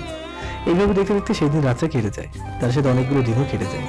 কিছুদিন এই বাড়িতে থাকার পর জুনিয়র আরোহী আর আরোহীকে আমাদের আসল বাড়িতে নিয়ে চলে আসি। কিছুদিন এই বাড়িতে থাকার পর যখন অফিসে কাজ কম থাকে, সম্পূর্ণ পরিবার নিয়ে আবার ওই বাড়িতে চলে যায়। এই বাড়ির মানুষ, তার সাথে বন্ধুরা মাঝে মাঝে যখন তাদের মন চাইতো তারা আমাদের বাড়িতে চলে যেত। এইভাবে একবার এই বাড়ি তো একবার ওই বাড়ি, এইভাবে আমাদের দিনগুলো কাটতে থাকে। গল্পটি কেমন হয়েছে অবশ্যই জানাবেন, আর আমাদের চ্যানেলটি সাবস্ক্রাইব করতে ভুলবেন না। আর আমি শামীম, আমাকে সরাসরি দেখতে আর আমার মুখ থেকে ভালোবাসার গল্প শুনতে ভয়েস অফ শামীম নামে একটা ইউটিউবের চ্যানেল রয়েছে, সেটাকে সাবস্ক্রাইব করে রাখবেন। ওটা আমার channel, voice of Shamim YouTube.